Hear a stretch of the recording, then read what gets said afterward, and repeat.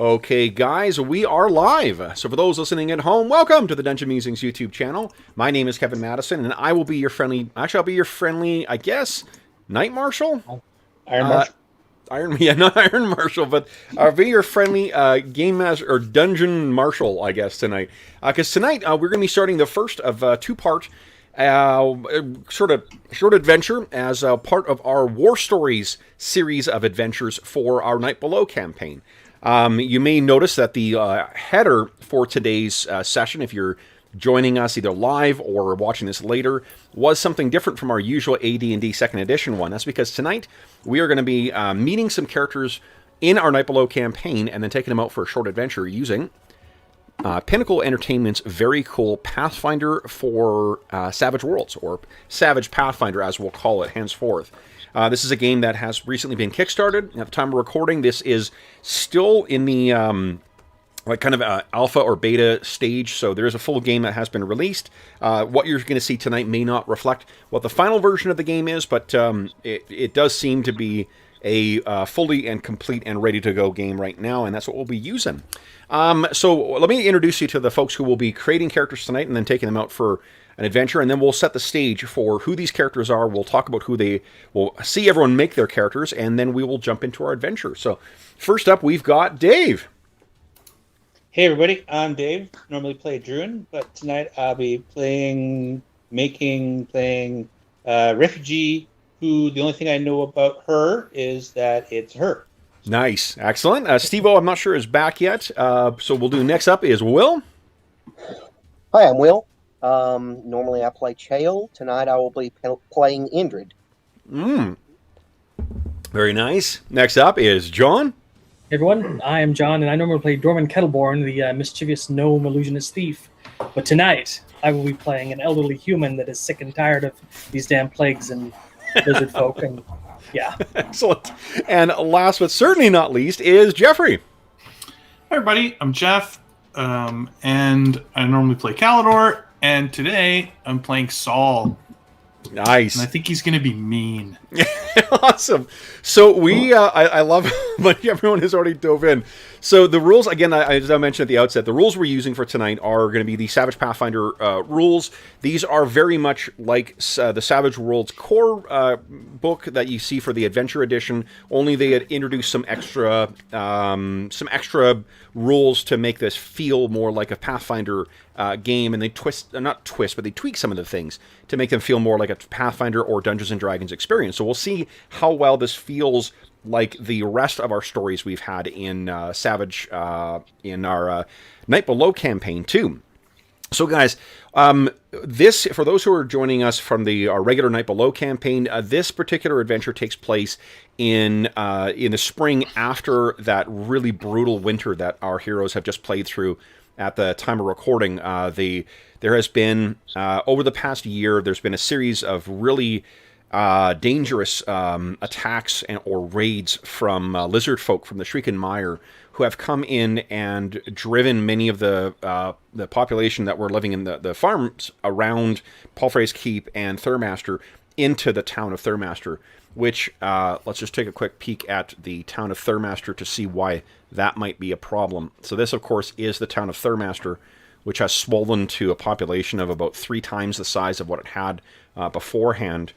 Since when our heroes returned in the fall of last year, they took it upon themselves to try and help out some of the refugees in a direct way of providing them employment and helping them to get by with food and shelter and whatnot. And then they also set up a new business called the Silver Boulet Tavern, and have employed a number of those folks there. Now, the characters we're making tonight, one way they differ from the Savage Pathfinder rules. The Savage Pathfinder rules, if you're creating a brand new character, what you will end up with is a class edge. Edges in this game are very much like feats in 5th edition, or feats from other previous editions or whatever. This, an edge is just an ability that gives you something that other people don't have, and in this game they model classes like that. We're going to be making effectively 0-level characters. So your characters do not have that free class edge yet. This is sort of the thing that if they survive it, then they will be they will be advancing on to an actual adventurer's life, perhaps. The other way this is going to differ from the regular Savage Pathfinder is that we're using the gritty damage rule out of Savage Worlds Adventure Edition. Our Night Below campaign has always been embracing the more brutal side of the old school experience, and the gritty damage rules will, I think, reflect that quite well, because characters will suffer wounds and specific wounds to specific areas more often than they would in a standard Savage Pathfinder game. So, one thing, I guess, in terms of the characters that we think we're going to play, guys, the only thing I would suggest is that we need to have a reason for why you guys know each other. It could be because, and why you would want to adventure together. Apart from all being refugees, maybe you all work for the Silver Boulet. Maybe you just, one of them is someone else who knows someone at the Silver Boulet. So that's one thing I want you to think about as you're hearing who everyone else is playing. The other thing I want you to think of is what class your character would be if they did get the free thing. Each class, now you don't need to look it up necessarily, just you can think of what class, it's the standard 12 or 13 classes that are out of Pathfinder or 3rd edition D&D, and there's just specific requirements, usually an attribute and a skill requirement. Otherwise, let's see who our characters are. So, the first thing that they suggest you do in this game, guys, is... Oh, one other thing I'll mention is that everyone also you'll notice that you've already got one hindrance on your character. That is poverty. Your characters are already... we know that all of you have been making do with hard times. It's been 6 months or more that you guys have gone without any significant income, and you've left your entire lives behind when the lizardfolk army came in. So, and I will mention as well, too, as a reminder, you've come through a horrific winter of sickness as well, too.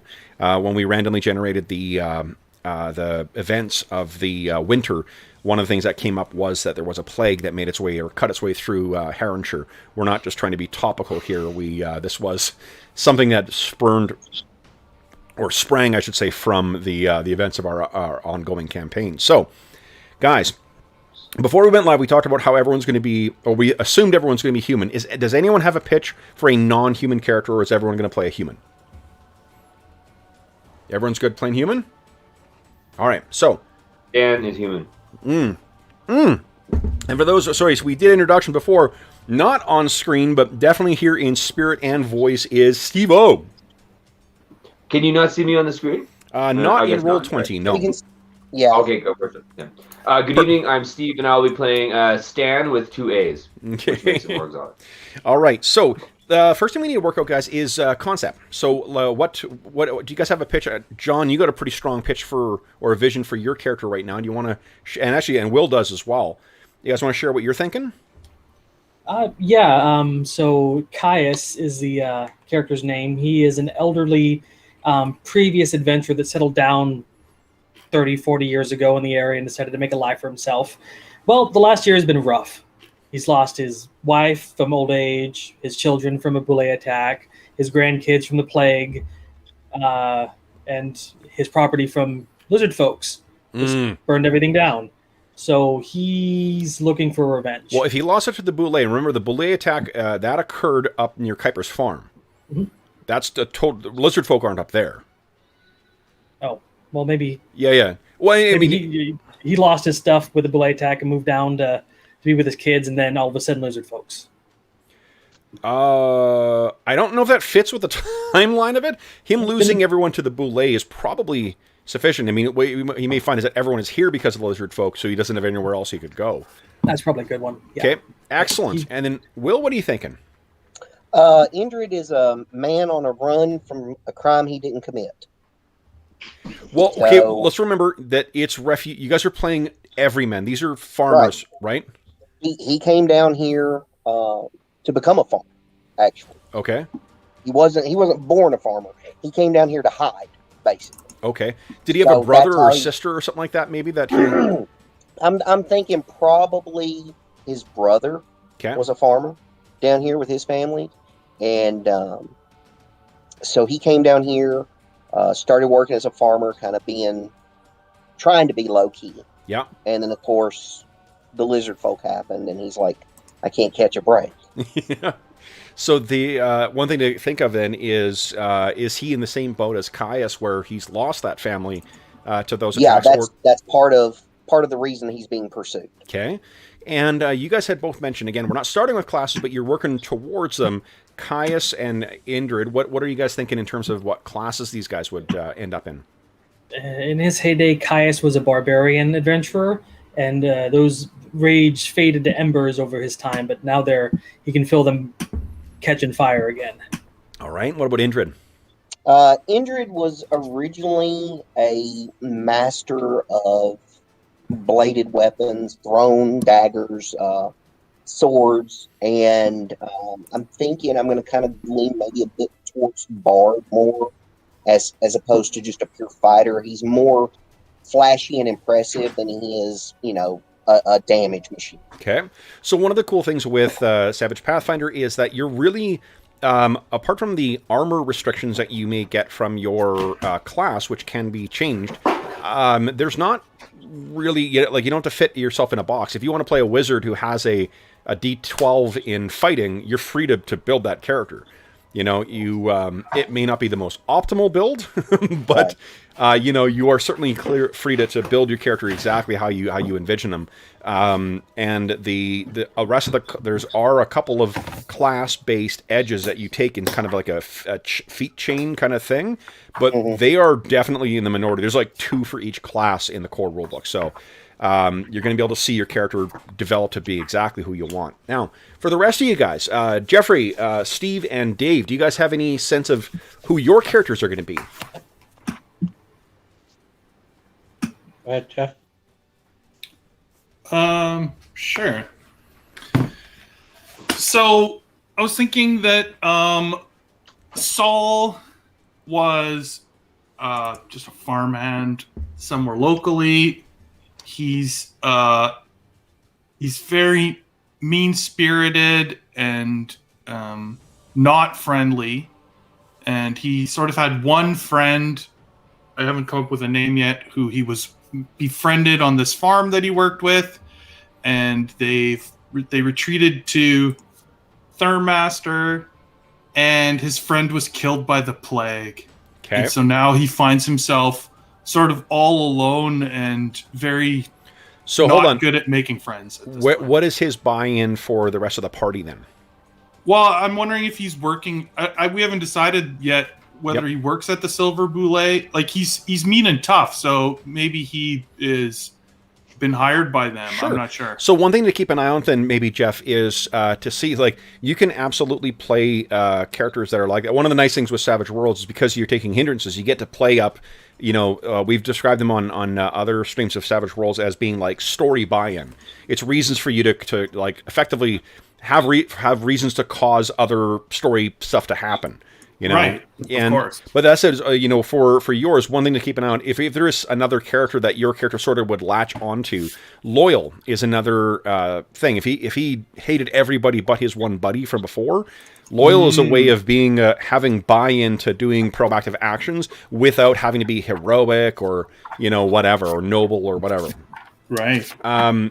Steve or Dave, what are you guys thinking? Steve, you have an idea? Stan is a cobbler with allusions to grandeur. He likes to allude to it. And he enjoys the idea of being a warrior, but he probably isn't really cut out for it. Okay. So it sounds like Stan may eventually work towards the warrior class. What about Saul? Jeff? That I'm not sure yet. I don't know yet. Okay. That's why I was just looking through the book. And then, the book doesn't have the class edges in it. No, but this has all the classes in it. Right? Oh, it does have all the classes in it. Yes, it does. Yeah. Yeah. And Dave, what are you thinking? So Shara was on a farm south of Thurmaster, was attacked by lizardfolk, and her remaining family and farmhands came to Thurmaster and were one of those groups that were crowded around and had nowhere to stay, and were spending way too much money to try and feed their family on the food that was being sold. Yeah, by Kuiper. Yeah. Right. Or not Kuiper, by Weismar. her husband isn't capable of fighting because he's like a bit gimpy now that he helped fend off the lizard folk.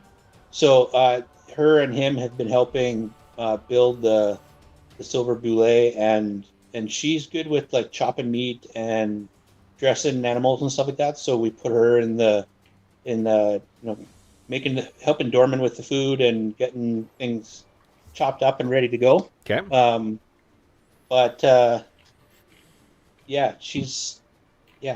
Things are tough. Okay. She's lost 2 children to the lizard folk. So yeah. And I mean, I imagine that puts a strain on a marriage as well too. Is if the kids are gone, that's, yeah. So guys, first thing you get to do, I have already assigned. Normally, what you get is you get a D4 in everything, and then you get 5 points to spend. I've just set everything at D6. You can feel free to bump things down by 1 dice, and then bump something else up by 1. And you also, as a human, get to bump 1 other dice up. So feel free to, what you could do is leave everything at 6 and bump something up to 8, or you can bump stuff up and down. Your 5 stats are, let's see if I can do this right here. Agility, smarts, spirit, strength, and vigor. And I think those should probably be self-evident. Spirits is the only one that maybe needs a little explanation. Spirit covers both kind of what your willpower or wisdom and what your charisma would do. It's sort of the thing that is a catch-all for social skills and sort of willpower-based kind of stuff. The way that they come in, your governing attributes, or your stats will be governed by, or connected to your stats, your skills will be connected to your stats, in the sense that you're going to have 12 points to spend to get skills, but every time you bump your skill above your the relevant stat, it will cost you 2 points instead of 1. So, go ahead and spend your points once everyone's done that. Okay, wait. So we do our attributes. Yep, do your attributes first. Now, Kev. Yeah. As a human, you also get to raise 1 by 1 more.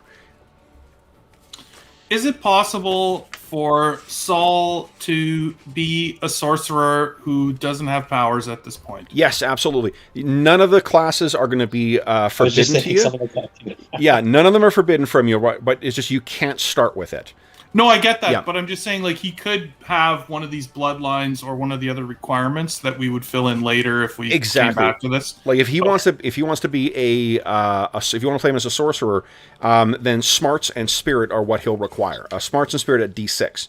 Otherwise, if you've got that, you're good to go as soon as you get your class feat. And that's what we start with is D6? Well, technically you start with a D4, and then you get 5 points to raise things up. Cost 1 point per dice. And then you also, as a human, you also get 1 extra dice. Just because they were all set to 6s right now. Because that's just, it's easier to do that. If everything's at 6, you can bump 1 up for free, and you can reduce 1 to, D4 and raise something else up to D8. Okay, I see. Yeah. Does that make sense, everybody? Yeah. Excellent. So once everyone's finished that stuff up, guys... Okay, so actually one other thing we can do, they suggest to do your hindrances. Now, as a human, you guys are also going to get a free edge. And we'll talk about what those are when we get a little further down in the character creation process here. What we also get to do is pick hindrances. Now, based on what you guys have described, hindrances are not necessarily a thing that is... it is a prompt to cause trouble for your characters, really. Heroic is a very easy one to pick. If you want to play a character who plays like what most of your characters play like, Heroic is a major hindrance that gives you 2 points to then spend to bump other stuff up. You can get new skills, you can get a new edge, you can raise one of your attributes. You all start with 1 minor hindrance of poverty. You are also free to pick 1 other minor one. You don't have to pick your hindrances, but if you do want to pick hindrances, you can pick 1 major and 1 more minor.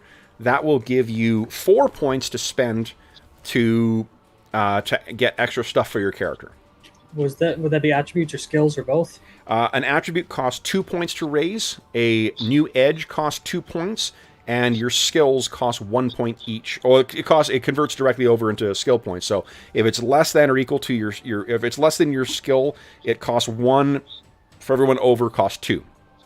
Cool. Yeah. So, I'm trying to listen, and I'm trying to figure out what I want to do, and I'm like, what did he say? Oh, yeah. I'm taking a major and a minor in addition to poverty. Yep. So that should net me, I could bump one attribute up and then get an extra edge. You can do, one of each of those. You cannot take a class edge, but you can take another edge. Now, the edges have requirements. Just like in D20-based games or class-based games, there are tiers in this, which are similar to levels. You have novice tier, and then they go up to seasoned, veteran, heroic, and legendary. If you are going to take a edge, you need to make sure that it has an N next to it.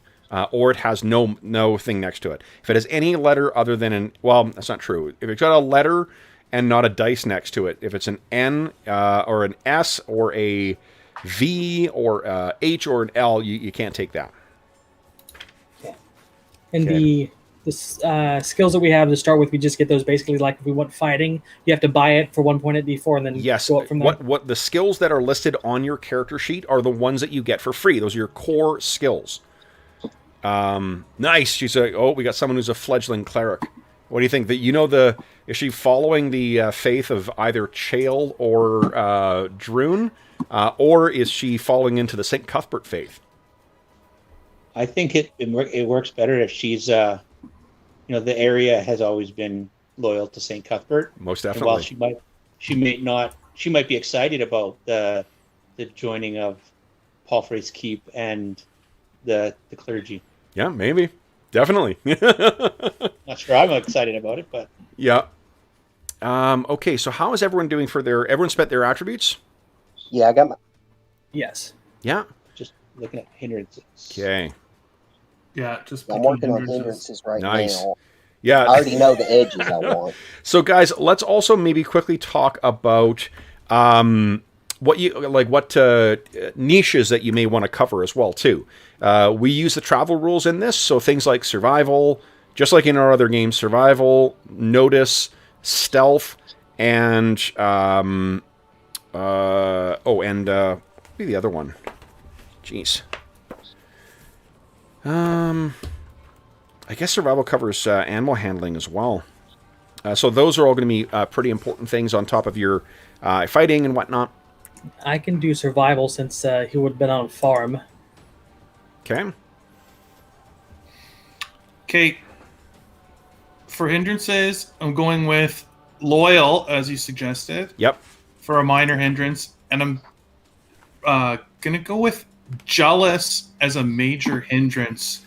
And maybe why he's so mean is he's actually jealous of everyone. And so... Yeah. It says that, you badmouth your rivals, you're always trying to upstage people, discredit them, and you're just jealous of anyone who's outshining you. Yep. So maybe that's why he's mean, is Yep. it's actually jealousy. Yeah, a deep unhappiness. What about Indrid, Stan, or Shira? You talking about hindrances right now? Hindrances, yeah. Yeah, the first one is wanted, and that's major. Is which one? Wanted. Oh, wanted. Yeah. Because, he's believed to have murdered his own family, his wife and his 2 children. Yeah. But it was the one-armed man. Of course it was. Yeah. So that's what's up there. And then I'm looking for another minor to go along that in kind of my mind. I'm just reading through again. Yep. Okay. What about, Cork is one of the things that you could consider as well. Cork is a pretty easy one to role play. It's could be, like you use a certain phrase all the time or something that just is a recurring element to your character. What about Stan or Shira?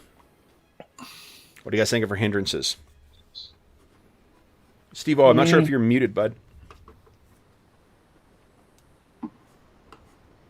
Yes, I am, and now I'm not. What do you think of her hindrances? Hindrances? What about foolhardiness? What do you mean? Let's see here. Do you mean like impulsive? Like doesn't? Yeah, impulsive, exactly. Impulsive is a major hindrance. World. Now, you guys may have already clicked into this, but you guys can go to the companion or the compendium, and you can drag and drop your hindrances onto your character sheet. Oh wait, where's that at? I was typing that in. Where the eye is, if you go there and go to your hindrances, you can drag and drop them directly from there. It'll populate everything on your character sheet for you. Oh, that's awesome. Yep. Well, isn't that Okay, crazy? so once we have our hindrances, we get our skills. Then you spend your attributes, then you get your skills. So you have your listing skills that are there. Those are your core skills.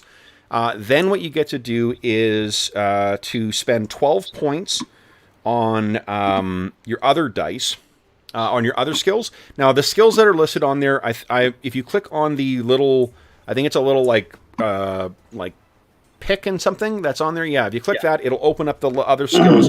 If you're gaining a skill, it costs you one point to get a D4 in the thing, and then each dice size bigger costs you 1 extra.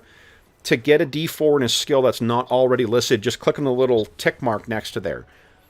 Okay. Okay. So wait, we got 4 points from our hindrances? You get 4 points from your hindrances. 2 of those, so 2 points could be spent to raise your attribute by 1 dice.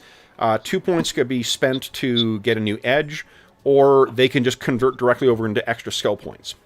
And so the points are from whether it's minor or major. So you get 1 for a minor and 2 for a major. Correct, and you get the one from poverty as well. Okay. What are you thinking, Shira? What are your hindrances? Well, I was trying to tie into the. So she still has 1 kid left, and her husband is kind of lame. Like, not just like he's actually like wounded or injured, so he can't do a whole lot of things. Yep. So she's got this kind of like need to take care of the family. Obligation could be that. Almost like a minor vow. Well, a minor vow is something that you are choosing to do. If it's things that is self-driven, then that's a vow. If it's something that is demanding on your time, that's an obligation. Okay, so it would be an obligation then. Mm-hmm. So minor obligation would probably. Yeah, if it's weekly, it's a minor. If it's your husband can still help with stuff, but he's not able to get like good work that pays well because he can't do like labor and construction and that kind of thing. So I count that as a minor one. And then what about your major hindrance? And again, heroic is an easy one to get. If you're someone who helps people in need, that's an easy way to get yourself a major hindrance. It's also an easy way for me to incentivize you getting involved in stories. True. I took thin-skinned. Nice.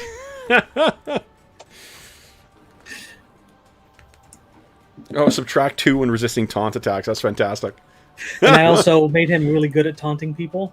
Yep. So he can dish it out, but he can't take it. Of course. You guys are not creating an adventuring party. You're creating a bunch of people I don't want to be stuck at a dinner table with. If I don't get at least 1 okay boomer at my character, I'm going to be disappointed. What was that, Steve?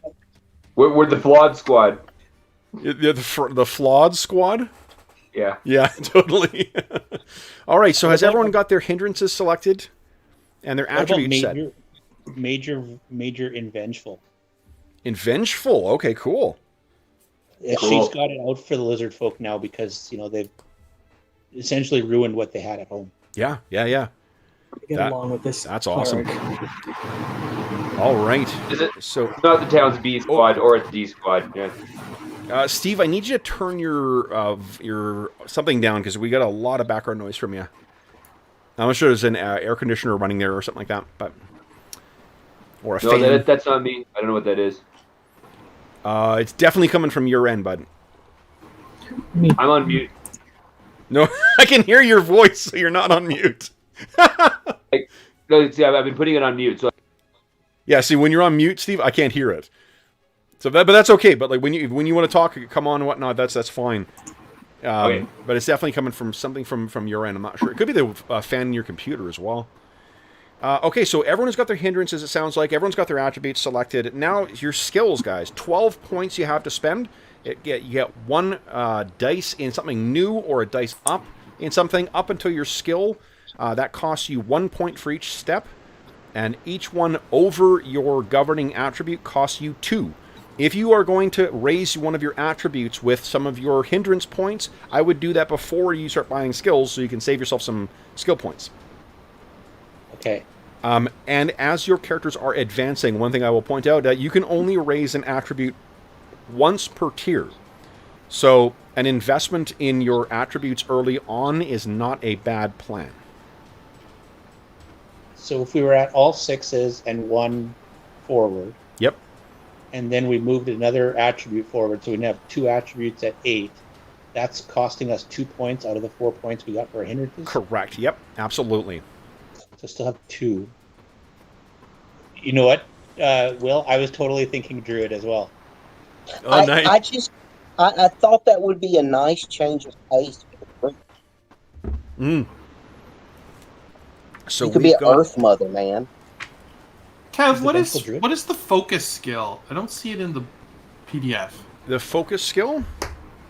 What do you mean? Is it listed in on the character sheet? If there is a skill that is listed on there that you can't see in Savage Pathfinder, ignore it. It doesn't exist. Doesn't exist. Weird science doesn't exist. Research doesn't exist. It's folded into academics.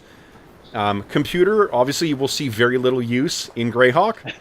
Come on, man. I got a D12 in computer. But yeah, please feel free. And then if you guys have questions about what what you might need for your class, please feel free to ask. When you get an arcane background, like when you get it with your if you're taking a spellcasting class edge, you get a D4 in your skill. But if you know you're going to play a character like that, like Saul, if you know that you are going to be a sorcerer, you may want to invest some points in spellcasting. If you do, I will let you use cantrips. Right now, you'll be basically a 0-level character who cannot cast actual spells, but you can make little minor things happen. And that's what I was doing. I was training in putting skills in spellcasting, because I was going to say maybe that's something I learned from my parent. Sure. Either my father or my mother. Yeah. It's... Because bloodline sorcerer is something that is genetic. Bloodline based. It's bloodline based. So... and maybe my powers never really manifested, so it's like that's something else that's just been frustrating in his life and made him jealous of other people. So if you don't want points in... Oh, sorry, we are getting... Jeez, I'm getting a lot of that background noise again. Just see. Let me double check that's not me. Yeah, I see. Oh, it's for sure you then, John. Okay, sorry. Let me turn off a fan then. Okay, sorry, Steve. I was casting aspersions on you. It wasn't you. It was John's fan. I forgive you. Oh, you're the best. You're the best. All right. Then, let's see here. So once you've got your... you're also going to learn a number of languages equal to half your smarts die. One of them will be common, and then you can pick what those other things will be. They all start at a D6. So just put that under skills, is that right? So that I don't put under skills. I put that under journal for the other Savage Pathfinder stuff, because it's not really a skill. Okay.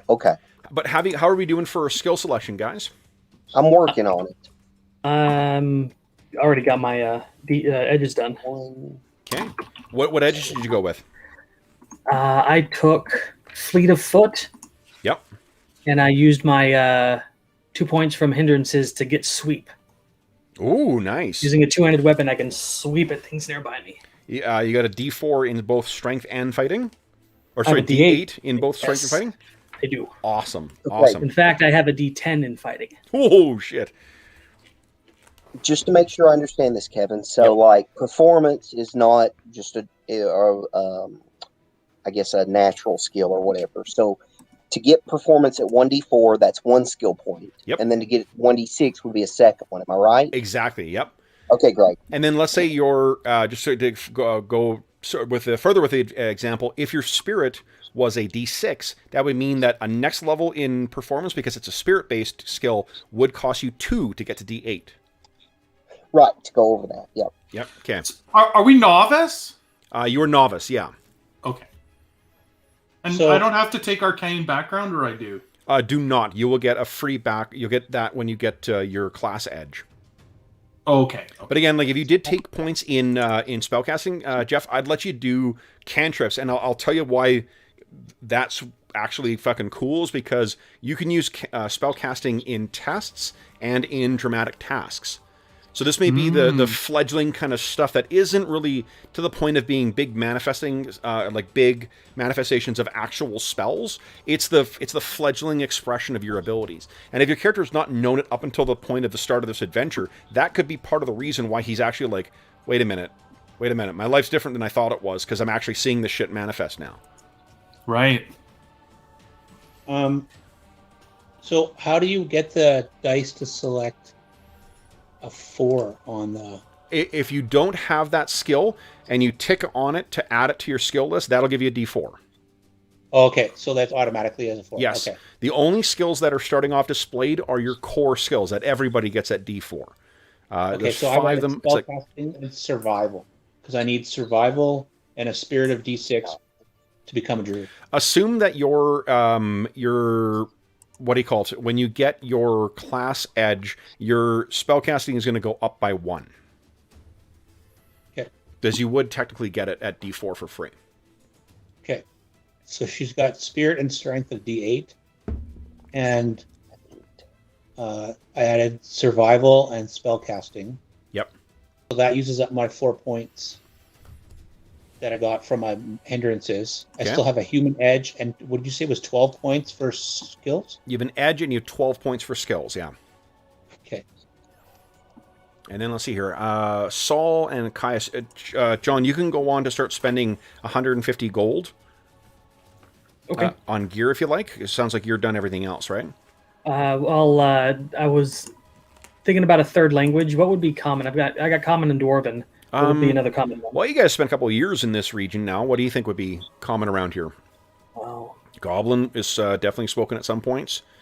I would go with orc, because maybe that's what he fought a lot when he was younger. Yep, definitely. If he served near the Great Rock Dale, orc, goblin, Jotun, because the Half-Cut Hills are pretty close by, right? Dwarf, elf. There's certainly a lot of dwarves around here, particularly from Citadel Silver.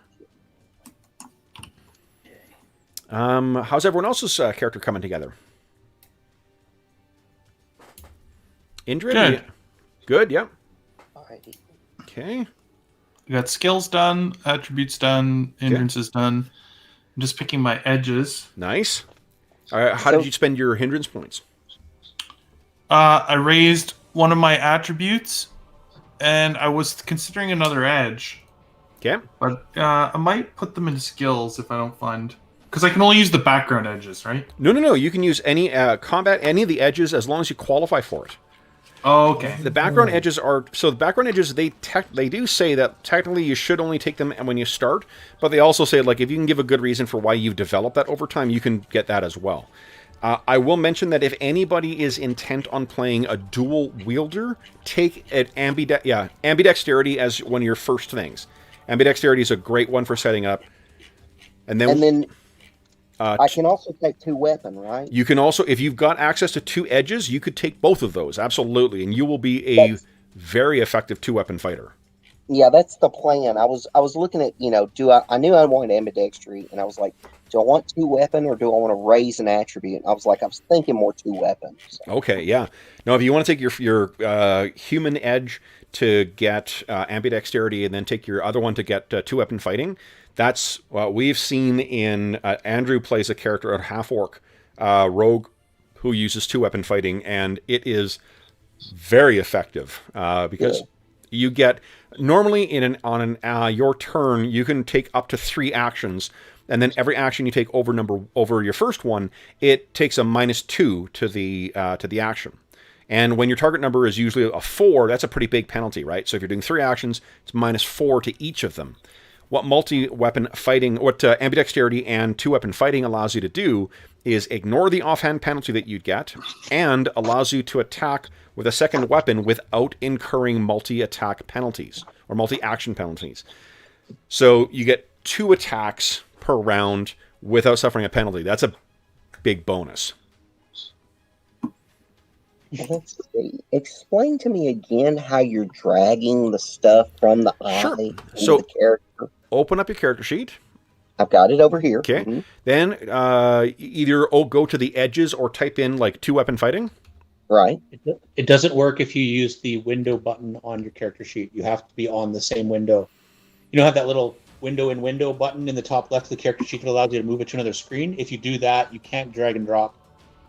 Okay, so I need to put it on the same screen, basically. Yeah, have it as a nested window, I suppose. Let's see if that works, then. Yeah. Maybe that was my problem. It goes away when I click. Okay, I got to make them smaller. Okay. And it only works for the hindrances and edges. It doesn't work for the skills. And I should mention, too, some of the edges, so 2-weapon fighting is not actually in the, what do you call it? In the compendium. Because that's something that was created specifically for Savage Pathfinder. I'm going to see if Two-Fisted does the exact same thing. That's all right. I'll just write them out. No, go ahead and drag and drop Two-Fisted.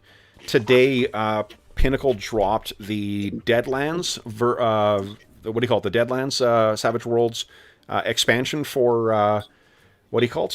For Roll20. And I picked it up, and there you go. Okay. So there's one that's called Two-Fisted. It's exactly the same thing. Just drag and drop Two-Fisted onto your character, and it should give you that. Let's see if it will work. Okay.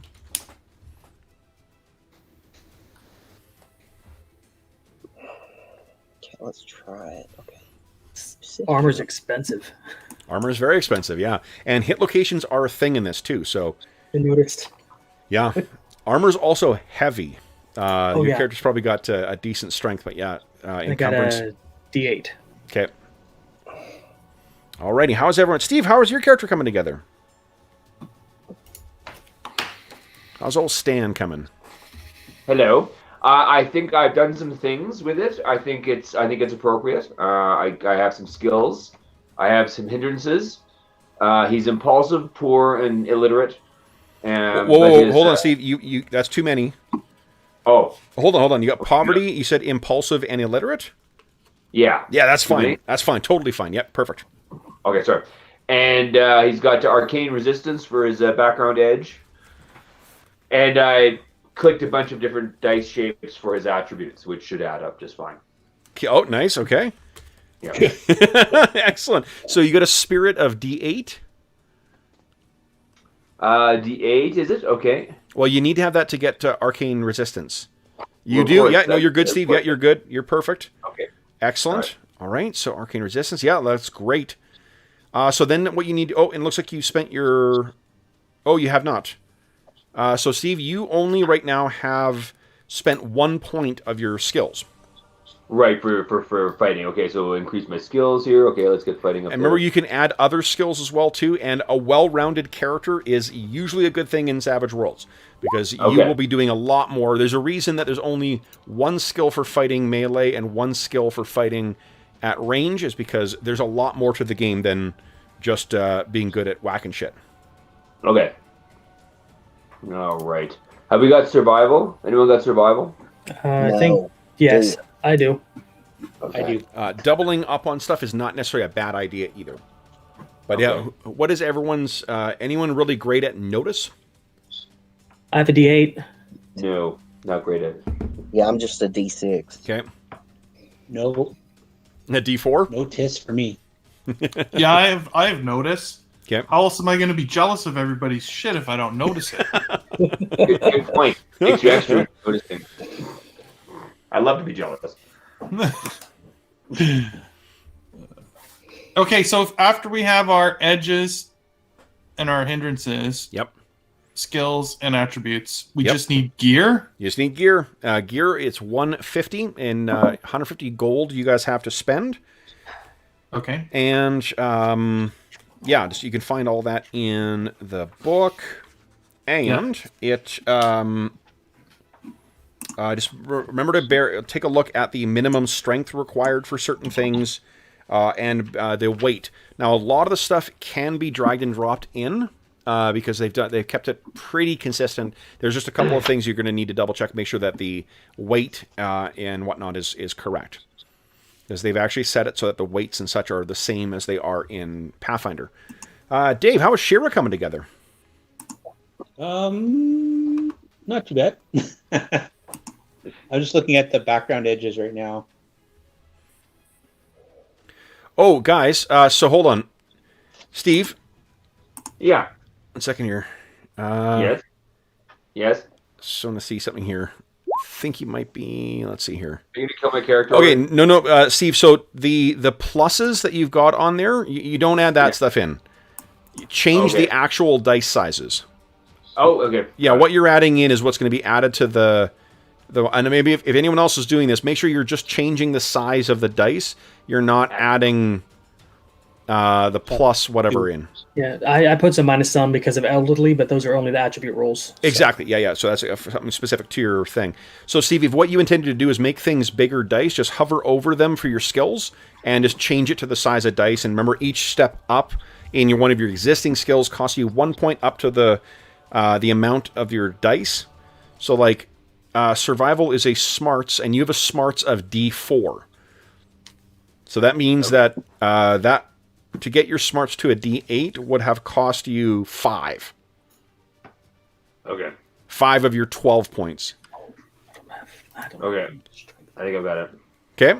So from a D6 to a D8, it's how much? Well, it depends on what the stat is. So, like, if like for fighting, right? Like fighting, Steve. Like, we'll use Steve's as an example. Steve's got an agility of D8 and a fighting of D10. Fighting is not one of your core skills, so that means it would cost 1 point for D4, 1 for D6, 1 for D8, and then because it's higher than his stat, than his agility, 2 points, so it's 5 points for fighting as well. So I think I'm gonna.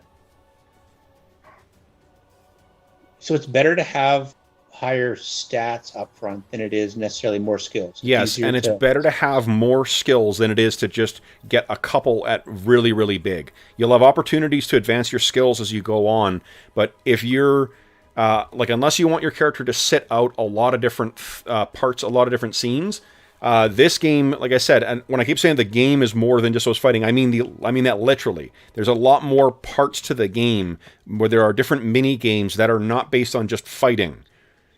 So unless you want your character to be sitting out many of those things, or to just suck in those scenes, then you need to be spending those points around. If you're starting at a D8 in something, that is usually good enough. You do not need to have a D10.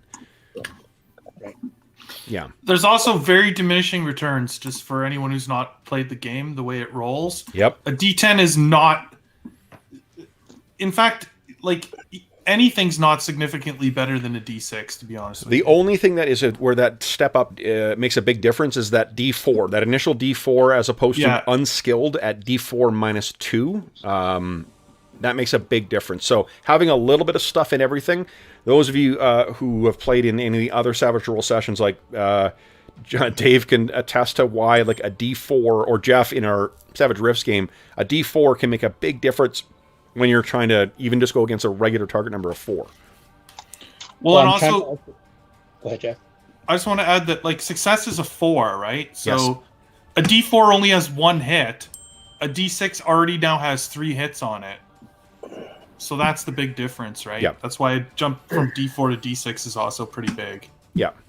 Goes from 25% to 50%. Yeah, and like other skills, athletics, if you intend on grappling or wrestling or whatnot, having a decent athletics is a good thing. Persuasion is used for intimidate, for distracting people, for deceiving them. Thievery is for pickpocketing and whatnot. What other ones? Or occult, if your character has knowledge of unusual or unnatural things. Occult is a big thing to have. Gambling, if you want to gamble. Healing is very, very useful after a fight, because you have that golden hour where you don't need magic and you can try and bind your wounds and such. Academics is really good if you want to know something that is not just regular common knowledge. Common knowledge is an extraordinarily useful skill for reflecting how well your character knows the world that they occupy. Repair can be really helpful as well too. Riding is for chases. Yeah, chases are a big thing in that, or at least a big part of the game that I really like.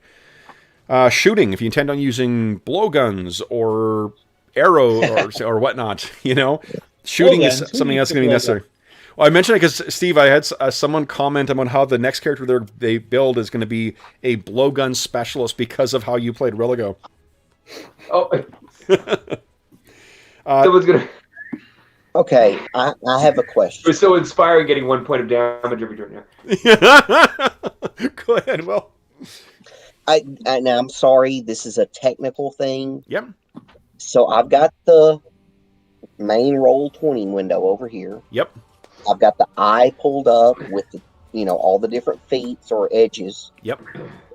Where am I dragging them to specifically? Okay, so close your character sheet. Let's do this way. Okay, yes.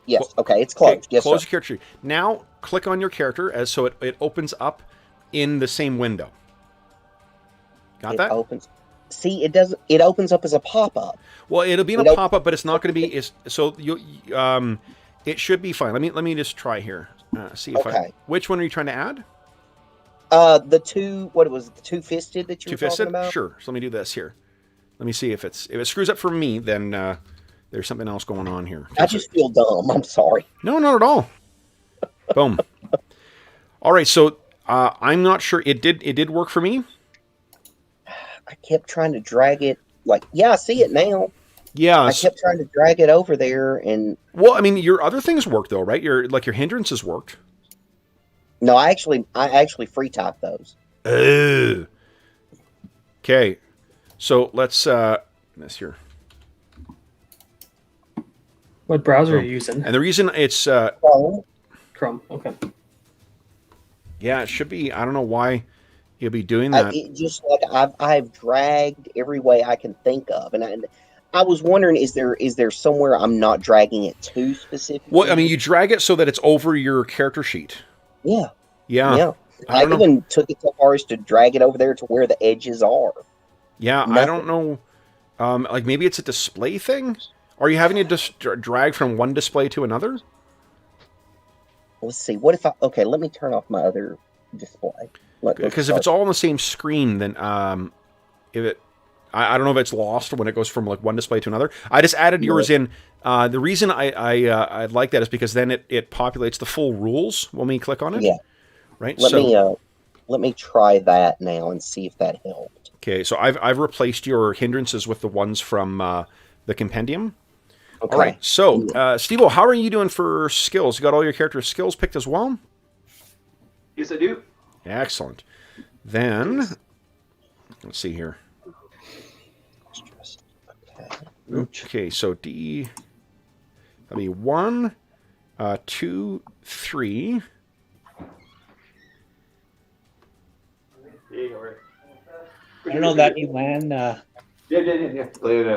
Elan's pretty good. I don't know if I don't know Elan again. 5, 6, 7, 8, 9. Steve, I think you still got 3 points to spend, bud.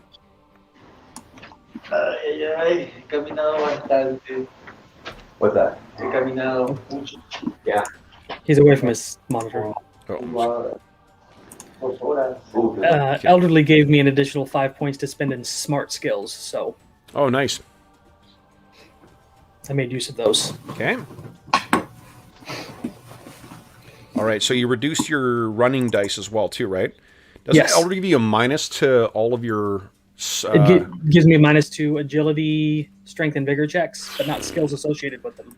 Yeesh. Okay. That's why I took Fleet of Foot to kind of offset the pace. Yeah, no, that's good. It's going to be an interesting combo of your things because your fear checks are going to take minus. No, you're not your fear checks. Your damage will take -1. Your vigor checks to soak will take -1.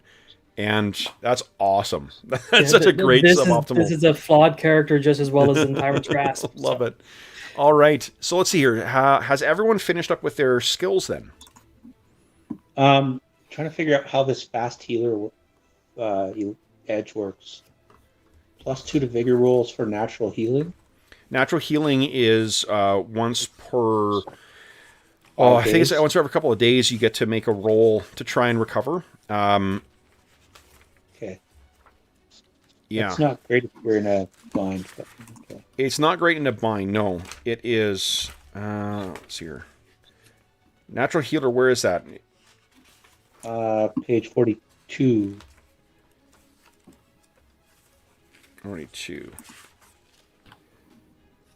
If you're looking in the core rulebook, you're looking in the wrong place. This is why that doesn't exist in Savage Pathfinder. Oh, okay. Yeah. That's why, again, guys, go to... Because they changed some stuff in here, you need to go to Savage Pathfinder, not to...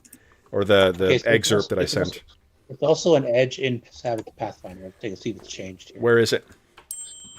In the Savage Worlds compendium thing?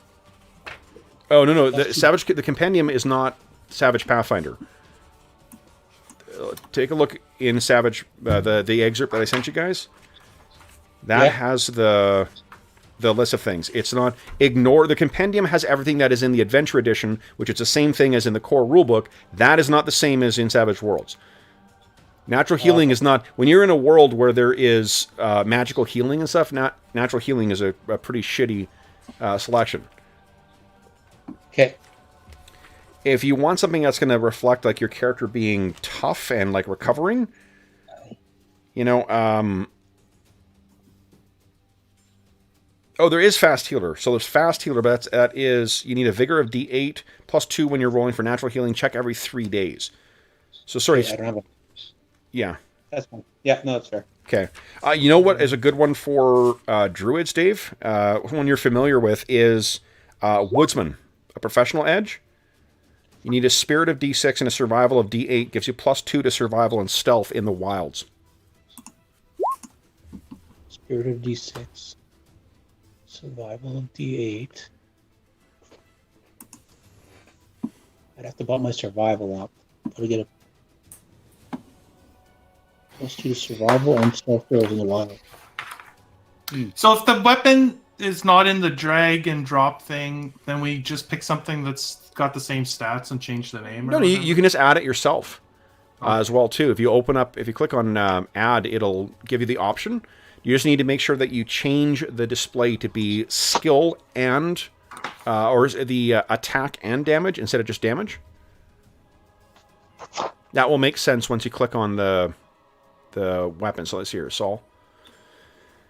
So we go into your character sheet here. So melee. Here. Click on, see, so where it says button behavior, damage only, Jeff? Oh, yeah. Change that to attack and damage. Oh, I see, because it does both at once. Exactly. And then it'll prompt you for rolling damage or re-rolling.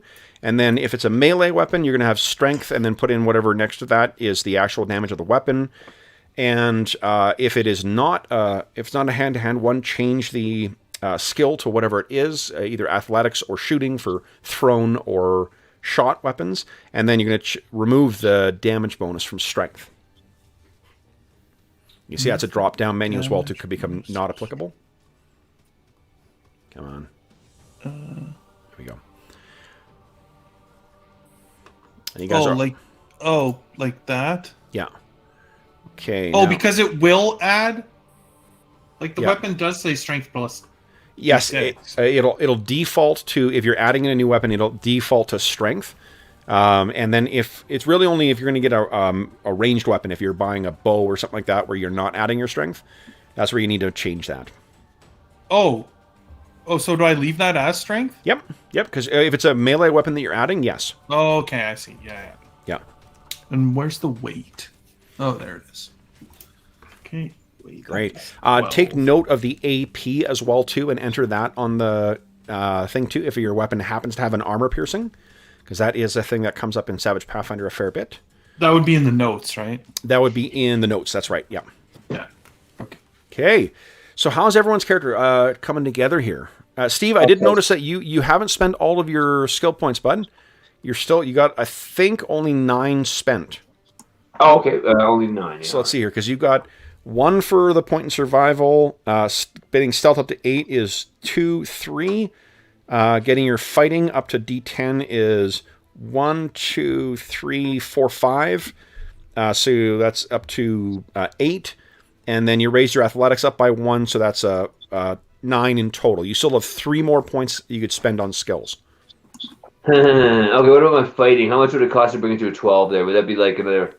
Again, Steve, like that's a terrible idea. I would select new skills instead of just trying to get 1. There's other like riding, healing, your athletics. You could bump up as well. Like, okay. Taunt, like the characters in. I don't think you can actually start with a skill higher than D10 anyway. Okay. Yeah. All right. Psionics. That looks good. You know, psionics does not exist in this. Yeah. Okay. Yeah.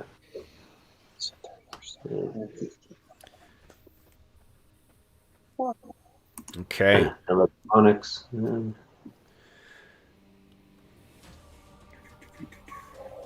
How is everybody else coming together here? I just need to buy rations and I'm done. Okay.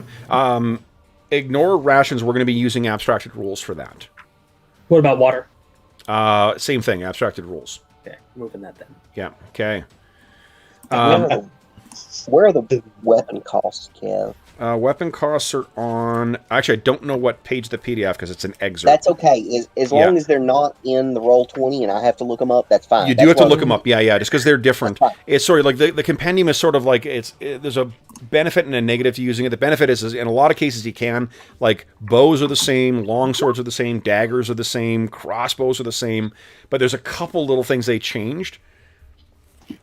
I'm already dreaming of the day when we're going to get the... they dropped the Deadlands one today, when we're going to get our Pathfinder or Savage Pathfinder compendium for it too, because that's going to be fantastic.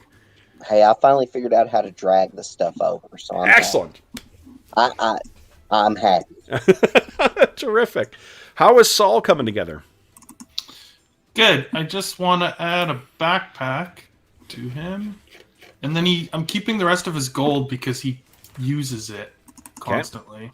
I spent 10 gold on some nice silk rope. Very nice. How much do we have? 150. Yeah. 150. All right. And so we buy armor individually. Well, there's like armor that covers your torso and arms, and then there's greaves, and then a head piece. Nice. So basically, it's going to be based on a hit location. Yeah. So there will be a hit location. Okay. Yes. Yeah. Okay, that's what I was trying to get in my mind. Yeah, it is. It becomes, your armor, whatever the toughness of your armor is, you can add that underneath the. I think it actually adds it automatically if you add it to the toughness at the bottom. It does. The character sheets in this are fantastic. Yeah, and you can pick area protected out at the bottom of the page. Yeah. Where's the extra stuff? Like your normal items go? Normal items go in gear, right in the center of near the top. Yeah, just to the right of your skills. Oh, there. Oh, okay. Yeah. Awesome. So nice. So your pace is up. You're good. Scale armor for your torso and arms. Good stuff. Oh, and I think that... What is the restriction? It's interesting because when you get your class edge, you may be more restricted in what you wear. Yeah, I specifically made sure it wasn't past the barbarian level. Oh, nice. Okay, great. So you don't have to worry about that. Yeah. Excellent. Okay, cool. So, figure... Okay.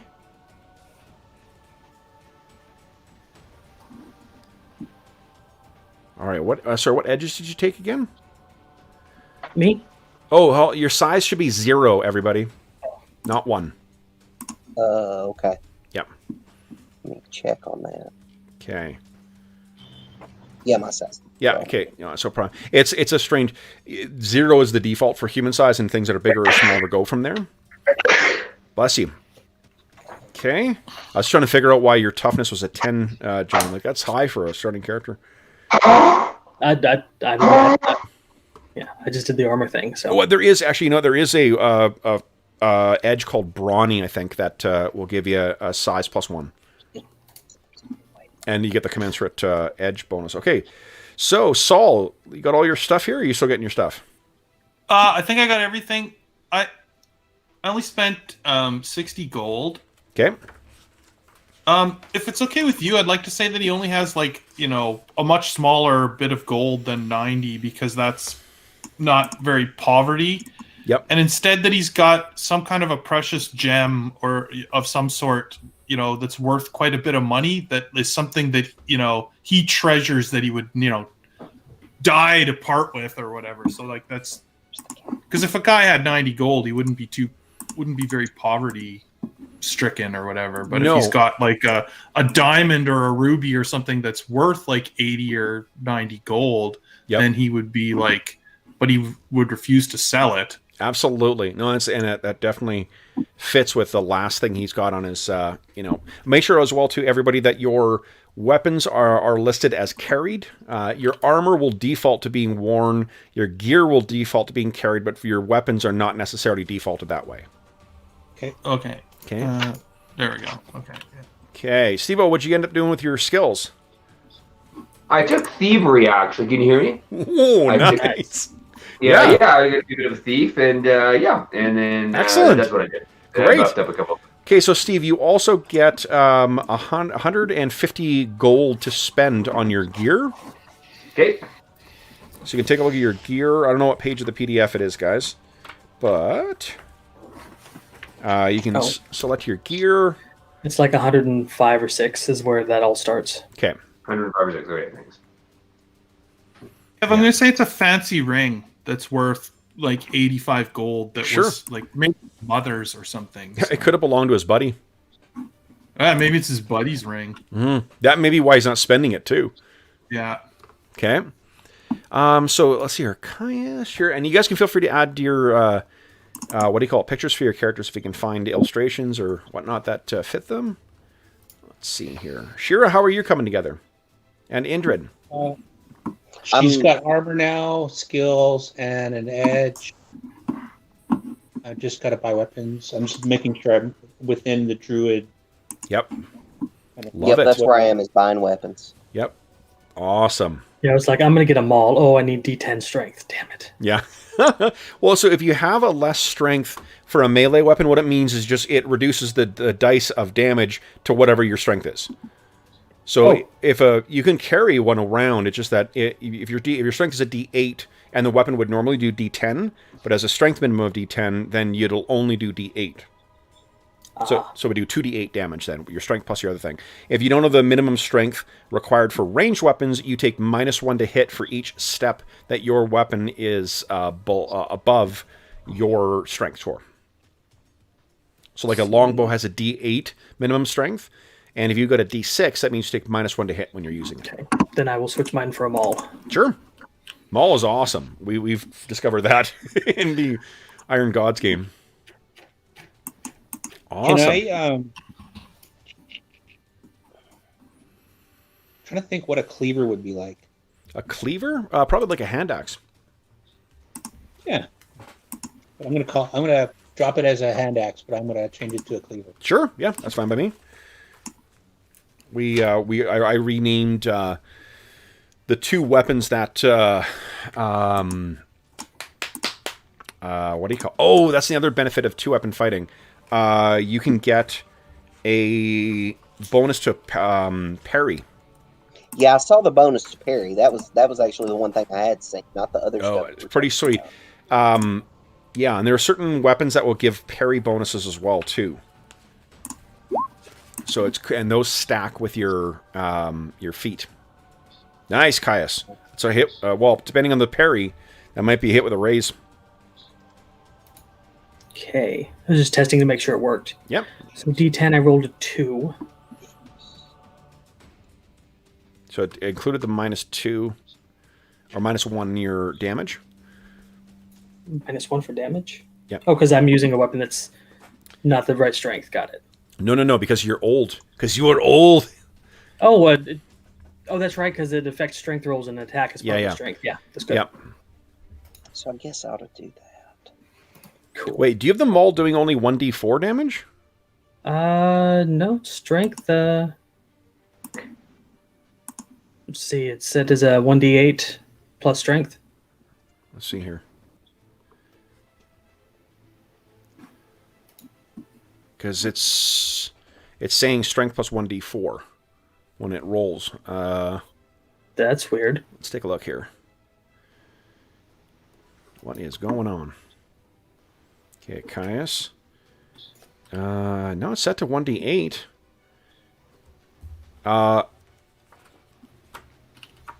Is there something that changes the bonus dice? Bonus, unless you've got something, bonus damage dice should always be d6. Ew. Unless you have something that specifically changes that. No. No, okay.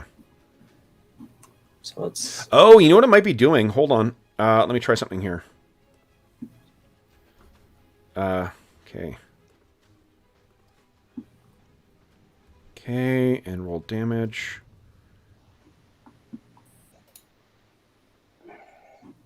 That is weird. Let's see here. Okay, and roll damage. I'm checking to see if you get... Okay, that's rolling correctly now. I don't know why I was rolling a d4 before. Okay, let me... So what? Attack, damage... Mm-hmm. Okay. Okay. So, let's see here. Indra is... Whose character is ready right now? Whose character is totally together? You're together? Okay. Yep. Saul, you're together, or you... Yeah, just getting an image. Okay, nice. Indrid? I've got my stuff equipped. I just got to equip my my non-weapon armor stuff. Oh, nice. Okay. So let's see here. And did you adjust your parry? So because of your... What is it here? Because two-weapon fighting is an option from this. Two weapons. If you have a character armed with 2 melee weapons, adds +1 to his fighting rolls. If his foe has 1... Oh, where is it here? And when wielding... Hold on here. I think there's an added benefit from this. Let's see here. Why did I have it in my head that you get +1 to your parry from having a weapon in the offhand? I might be thinking something different. Hold on a second. I remember seeing something about parry. Oh, maybe it's under ambidexterity. If holding a weapon in each hand, ambidextrous characters may stack parry bonuses, if any, from both weapons. Oh, that's where I was thinking. Okay, cool. So if you've got, like 2 rapiers, you'll get +1 for parry from each of them. As an example. Parry. Oh, okay. Okay. Then, Steve-O, how goes the spending of your cash? I'm just looking through the weapons and their various stats. Let's see, I don't have the strength for a maul. I like the idea of a morning star. Pike is a bit long. Let's go with the morning star. Okay. All right. Gonna bludgeon things to death. Yeah, man. Okay, let's see. With a chain on it. I think. Oh. So, weapons. Yeah, so what you'll do, Stevie, is we're just going to add in a weapon here. Morning Star. Oh, yeah, I'm just doing it right now. Okay, perfect. So that gets added to the weapons area, not to your gear. Got it. Yeah, yep, perfect. And then, carried. Morning Star weighs 6. Wait, 6. Oh, thank you. Yeah. Okay, and then we do attack and damage with it. Oh, there we go. Uses fighting, and the damage for the Morning Star is 1d6. D6. Okay. Okay. All right. If you're only carrying one thing, then Steve, you could, in theory, use a shield as well too, if you got the cash for it. Well, that all works for me. I can afford that. Shield. So barbarians don't use shields; we sunder them. We're not talking to you. All right. So your armor, Steve. How much armor do you want to be wearing here? I can carry a bit of armor. Because you only spent 6, I think, on your Morning Star. A light shield would cost 5. Medium shield would cost 9. Heavy shield would be 20, but it slows you down as well. And then go with the medium shield. Medium shield, yeah. Medium shield, okay. So add under your shield. Go ahead and put medium shield. The parry is a 2. And then a description. Cover. Medium. It's -2. Carry 2. Yeah. Good. All right. And that one costs 9, right? Okay, that's 9 off. Okay. Yep. And then the weight for the medium shield is an 8. Okay. So that should be tracking in your weight. Yep. Total carried is 14. Then, Steve, you get your armor. Get some armor, baby. Let's get some good stuff here. Let's see. Carl, that's breastplate's too much. But I can afford a scale mail shirt. You do a scale mail shirt. Is that advisable? I think so, eh? Or, scale shirt give you +3 to your armor. What's your strength, though? I think it's an 8. I think it's a D8. D8? Okay, then you're good for wearing that. All right. Yep, so you get that. That would weigh 22 and has an armor score of 3. All right. Then, Dave, how was Shira coming together? Good. She's got a spear and an axe or a hand axe. And I'm just looking at maybe a Miaisal weapon, but I don't know. Maybe not. Okay. Maybe that's just something down the road. I don't know if she would have had. She might not have been doing all the hunting and stuff. So. Yep. Nice. So scythe. Jeff is checking out your character here too. Yeah. Absolutely. Nice. I love it. D6 in spellcasting. That's cool. All right. So then, guys, let's see who. Saul is together. Just we're waiting for an image. Caius is together. Indrid, how are we doing? I'm just trying to finish the equipment. It's no big deal. Okay. And Indrid, male or female? Indrid's male. Male, okay. Oh, why did that put that Oh, you've been talking about him in a him context too, yeah. Like, it's okay. come on, Madison. Jeez, pick up context clues. Pay attention. Yeah, really. Shira? What do we... Oh, let's get an image. Nice. Paws, spear, Gramham's cleaver. Love it. All right. And then... Should we buy a siege engine? What's that, Steve-O? Let's chip in together and buy a siege engine. You get together and buy a siege engine. Yes, definitely. I always wanted to fight with a siege engine. Could be useful. Yep. I think a mangonel would be really useful. Yep. Yeah. Yep. Oh, a quick question. How much damage does an unarmed strike do? Say you lose your weapon, you need to punch something. I think it's your strength, that's it. Okay. Yeah, strength die. Cool. If you take brute, I think there's another edge that'll give you a D4 damage for your melee or your hand-to-hand. Okay. And then if you go monk, you actually get some pretty awesome stuff like... I have a picture for when she gets her powers, but not for... Not for yet. All right, so let's see here. Who do we got? Not for yet. We got Caius here. Okay.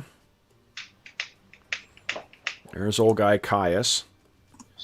Oh, yeah, I gotta find an image too. Huh? And then... Let's see here.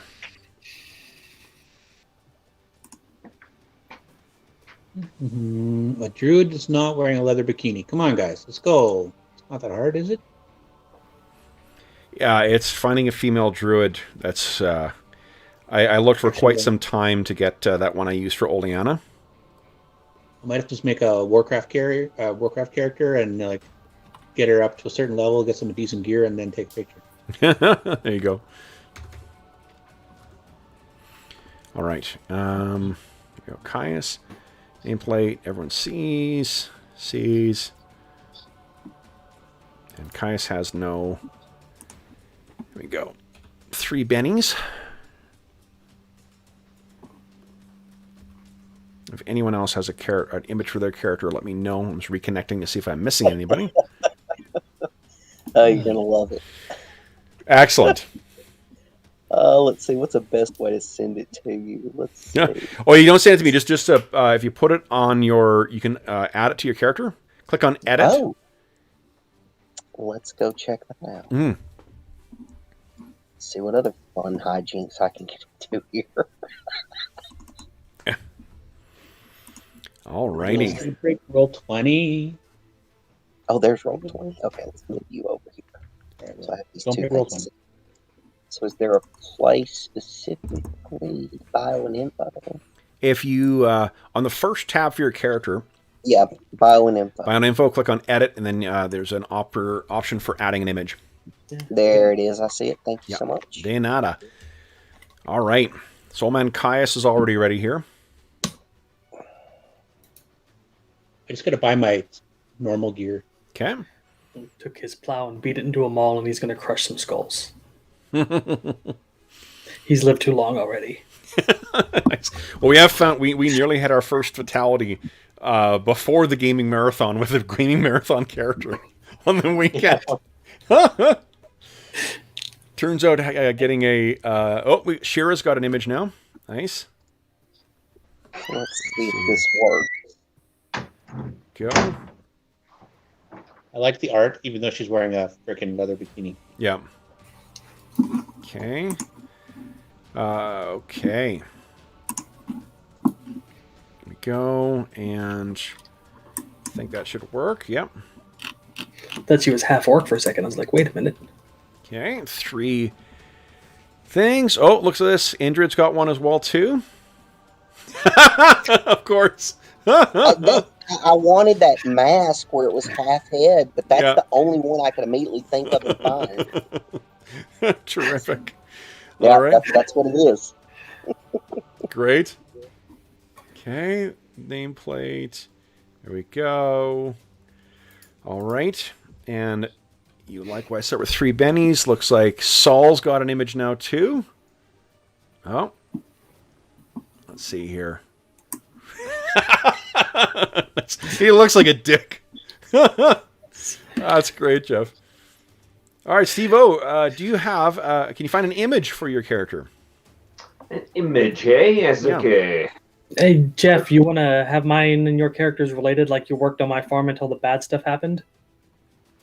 Like the same farm? Yeah. Yeah, sure. You guys may have actually escaped the boule with you're part of that caravan that came down, initially. I love it. He's What using about a scythe, so yeah. Indrid? You said you're now. How many of you guys do you think are working at the Silver Boule to start with? Sure is, yeah. I'm a cobbler. They need anything lifted? Sure, I can help. Okay. I'm thinking.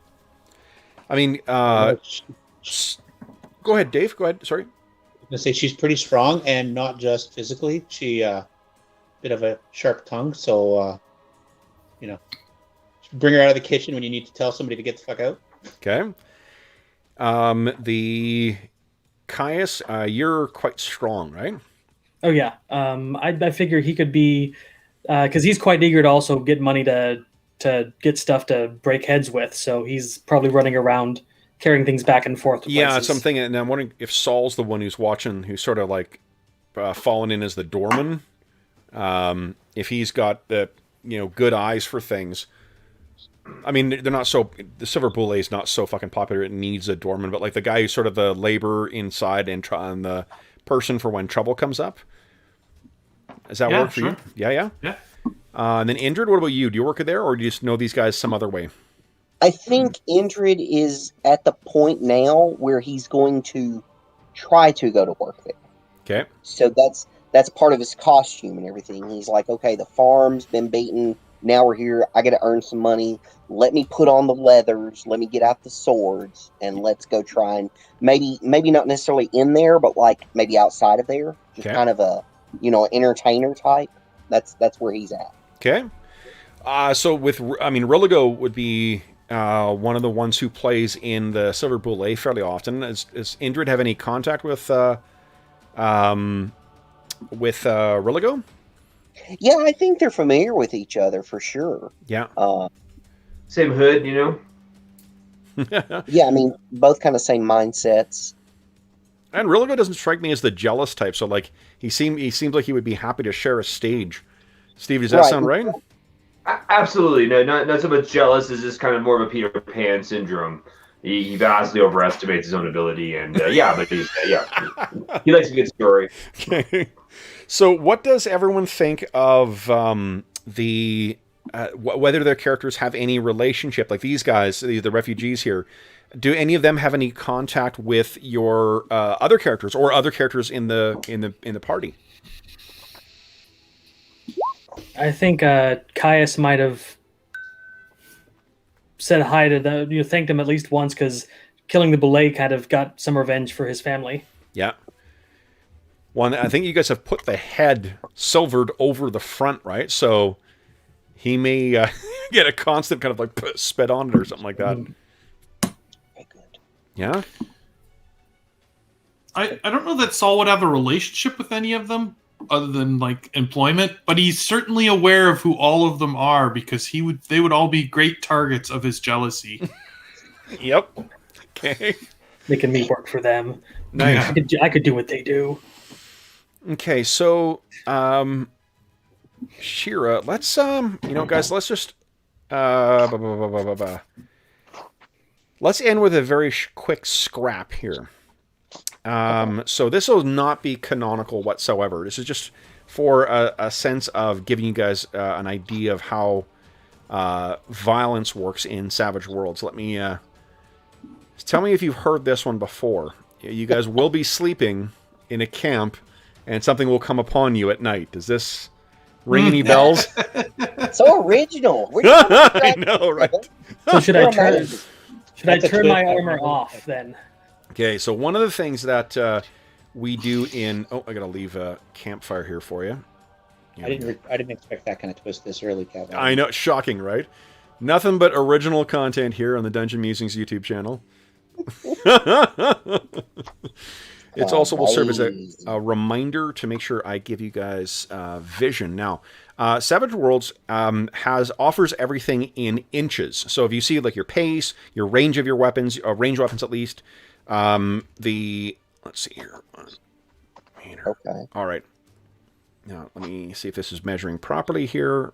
That equals 2 yards. So if you need to know it in distance, it's 2 yards. It's just what I've kind of realized is after we started playing this for a bit, when we were trying to use actual distances and such, it just ends up being such a pain in the ass that it's just easier when we need to know the specific distance, not on a battle map. We can just multiply it by 2. Otherwise, if there's the unit I'm going to use for all maps will be the number of inches. So if your pace says 6, that means you can move 6 squares. All right, let's do this.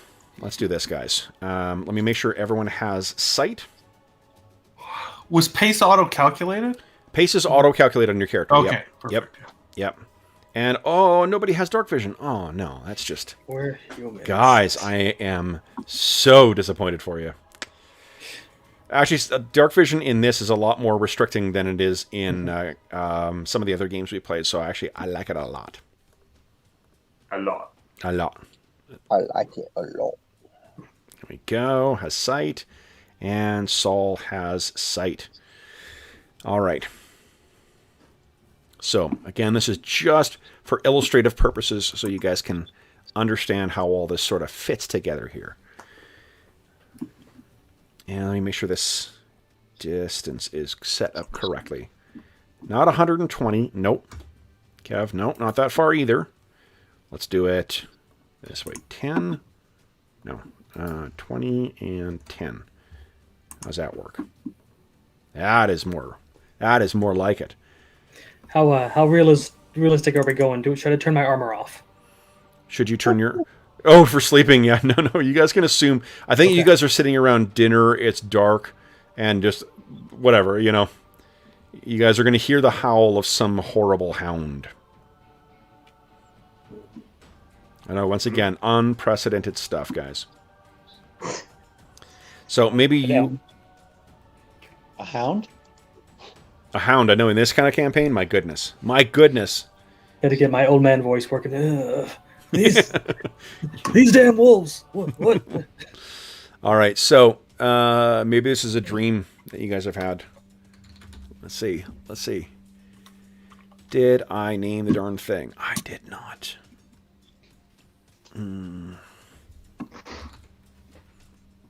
Nope, that's a Yeti. I don't need that. You threw Yetis at us at like first level. Love me some Yetis. All right, so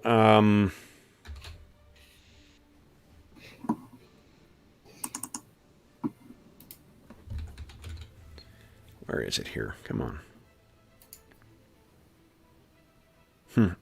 Well, I'm kind of hooped here. I can't find the illustration I want, so I'll have to hold up the thing for you guys.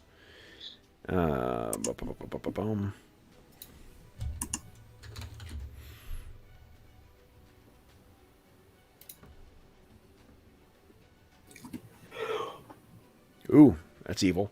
That's very evil. All right, so guys, let's put these things down here. GM layer. All right, so guys, you're sitting around your campfire. Let me bring you over to the page first here. How about I do that? Boom. Yes. Can everyone see? Yeah, it looks like. Blurry, blink, blink. There we go. Okay. Everyone's sitting around camp. Now, the way that we do combat, let us roll some dice first. First, would everyone kindly give us a notice check? So you're going to go in your character. Oh, one thing I'll mention as well. Now that you've entered all your information in your character sheet, go up to the top left where there's like a green thing. Click on that. It'll close that down. Okay. Now you've got just the dice listed and whatever. And just click on the word and it'll automatically... Exactly. And if you intend to make an attack, or if your character is going to end up with spells, you learn spells, make sure you're clicking on the power or the weapon instead. It'll make the skill roll for you if it's set up properly, and then you can roll damage from there. Excellent. All right, so what do we got here? So what I'm looking at for the dice rolls, for those who are new to Savage Worlds, is we're looking at the better of the two. We're looking at the better of your skill roll or attribute roll or the wild dice. If the wild dice, we got one person who got a 1. That's Shira, but fortunately she didn't roll 2. 2 1s, Snake Eyes, is a critical failure. Usually something bad will happen from that. In combat, it's particularly hilarious. Those who actually traveling over land is when it's particularly hilarious. Combat is so, but the overland travel, it's fantastic. If you happen to roll the highest number possible on your dice, it aces. And you get to roll another one and add it to it. If that one aces, you keep going until you stop acing. So you can get some pretty ridiculous skill results. You will notice that each of your characters has a red dot on them with the number 3 on there. That is how many bennies you have.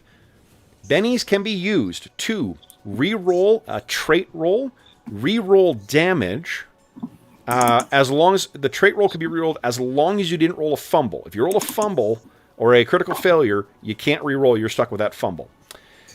You can also spend it to soak damage. You can spend it to unshake, and I am hopeful that we will see people shaken quite quickly here.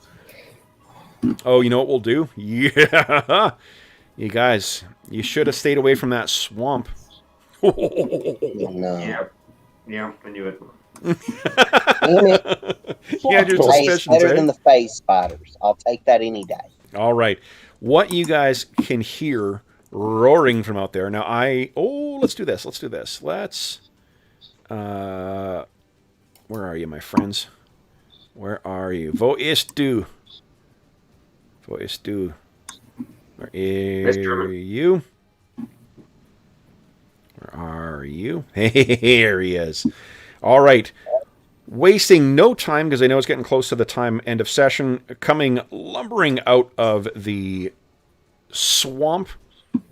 Why did you guys decide to follow your heroes down here? There are 3 massive trolls. Actually, these are extras. I'm going to put a couple more in. There we go. All right. So we got one. Oh, I want to share. We'll have 1 each. There you go, guys. 1 troll each. Now, there are 2 kinds of adversaries in Savage Worlds, broadly speaking. There are wild cards like you guys who take 4 wounds to drop. You guys can suffer 3 wounds and you take a penalty to your skills and stuff, but you're still not down. If you suffer a 4th wound, you become incapacitated and may die. There are extras in this. Everyone else in the world who is not a wild card is an extra, and normally 1 wound on an extra will drop them. This is the Stormtrooper kind of thing. Oh, in fact, you know what? Let's do this. To give you that, we'll have 1 troll. Your eyes were playing tricks on you guys. There's actually only 1 troll. And there are... Let's see, we're going to need to make this quick. Come on, Madison. Or Get it troll together. Here we go. There we go. There are some orcs in here too. Oh my goodness. Dibs on the orcs. 2, 3, and let's duplicate this. Copy. That's right, all the glory for Saul. Saul can have all the glory. There we go. Holy Toledo. And God. there we go. All right, guys. So here's how we do initiative. You will notice that lingering in the bottom right corner of your character, of your screen here, has been something that has probably been, you've been asking yourself, Kev, why is this thing obstructing part of my screen? That damn dice of cards. Well, there you go. It's gone. Oh, no, it's back. Oh, okay. Now, guys, what we do at the start of each round is, unless you've got an edge or some other thing that affects us, we draw a card for each of you. I draw the cards for this just because it's easier to organize stuff. I'm going to go the order I've got you guys on my screen here. So, and then we'll talk about what these mean. Shira, you have a 6 of hearts. Refugee Stan, you got an 8 of diamonds, or of spades. Indrid, a 2. Not great. Caius, you got a 5. And Saul, you got a 7. All of the orcs will be acting on a 2.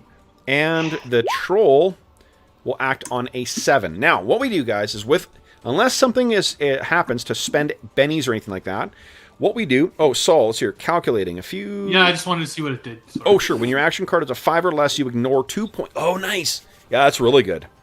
Yeah. Okay, so... 7. Now, I start with a number of bennies for the adversaries equal to how many players there are. So I have 5 bennies. And I also get a chance to, if there is a wild card among the enemies in Savage Pathfinder, they get 3 bennies just like you guys do. Now, the reason I mention that is because you can spend a benny to get a new card. I'm going to do that for my orcs. I want them to go faster. So. Oh, ace of spades! Son of a bitch! So the order that we go in this is we start high card, and we go down in reverse alphabetical order. Spades, then hearts, then diamonds, then clubs on ties. So, like, clubs, my 2 of clubs would have gone after Indrid's 2 of diamonds. Now I'm going before anybody.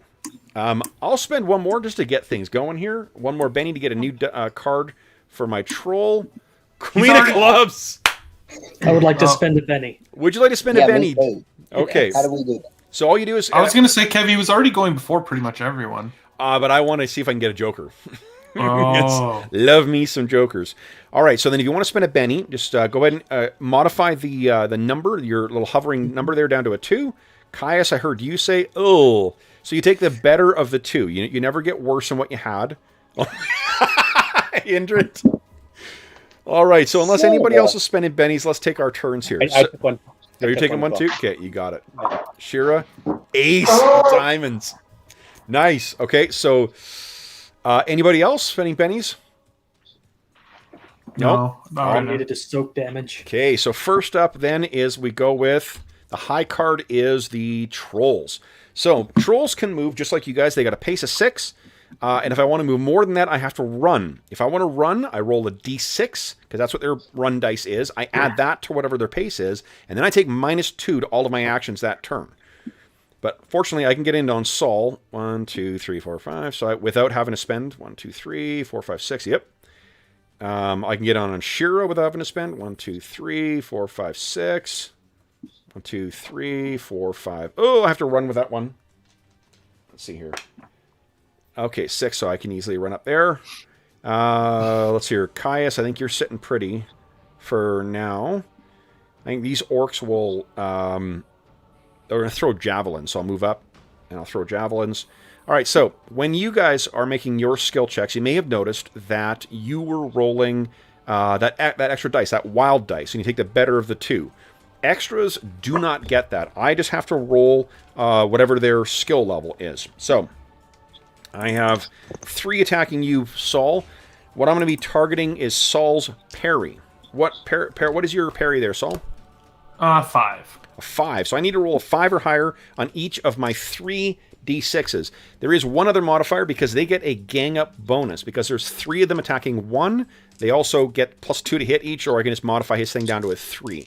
I need a 3 to hit Saul. I rolled 3 hits on Saul. All right, so then, Jeffrey, would you kindly roll me a 1d6 plus 1d8? And you can do that 3 times. This is the DM equivalent of quit hitting yourself, quit hitting yourself. Oh, wait, what's the symbol to roll them side by side? Exclamation mark.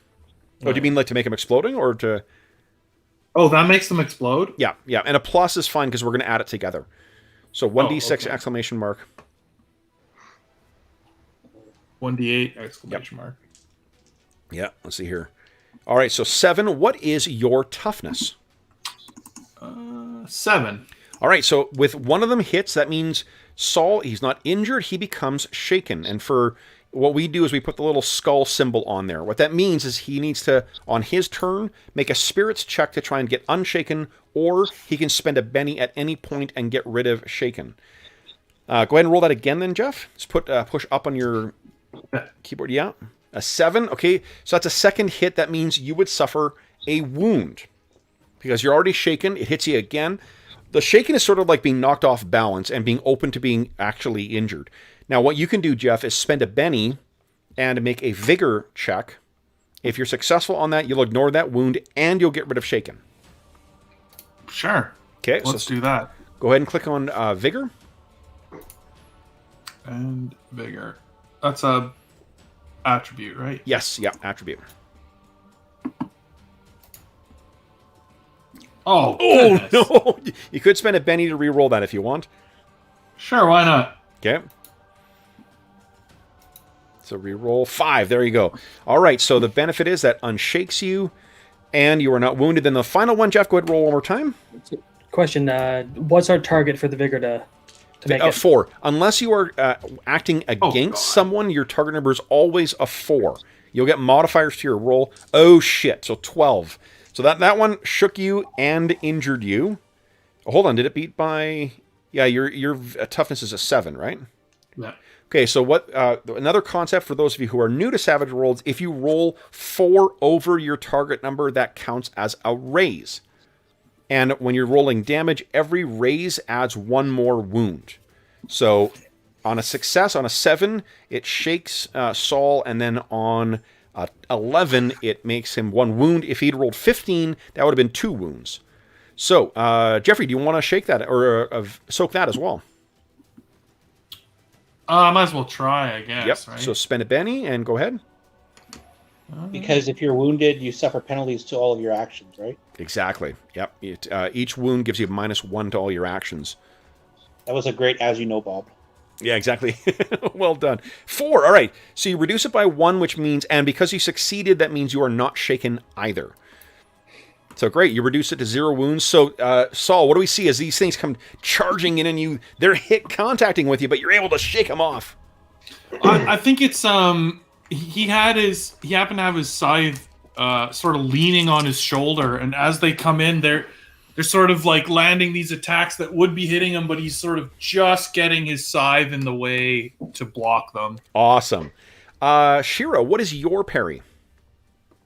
So do we have our weapons in hand? Assume that you do. Yeah, you heard these suckers coming. Okay, so she has a parry of 5, but she gets a +1 when using her spear two-handed.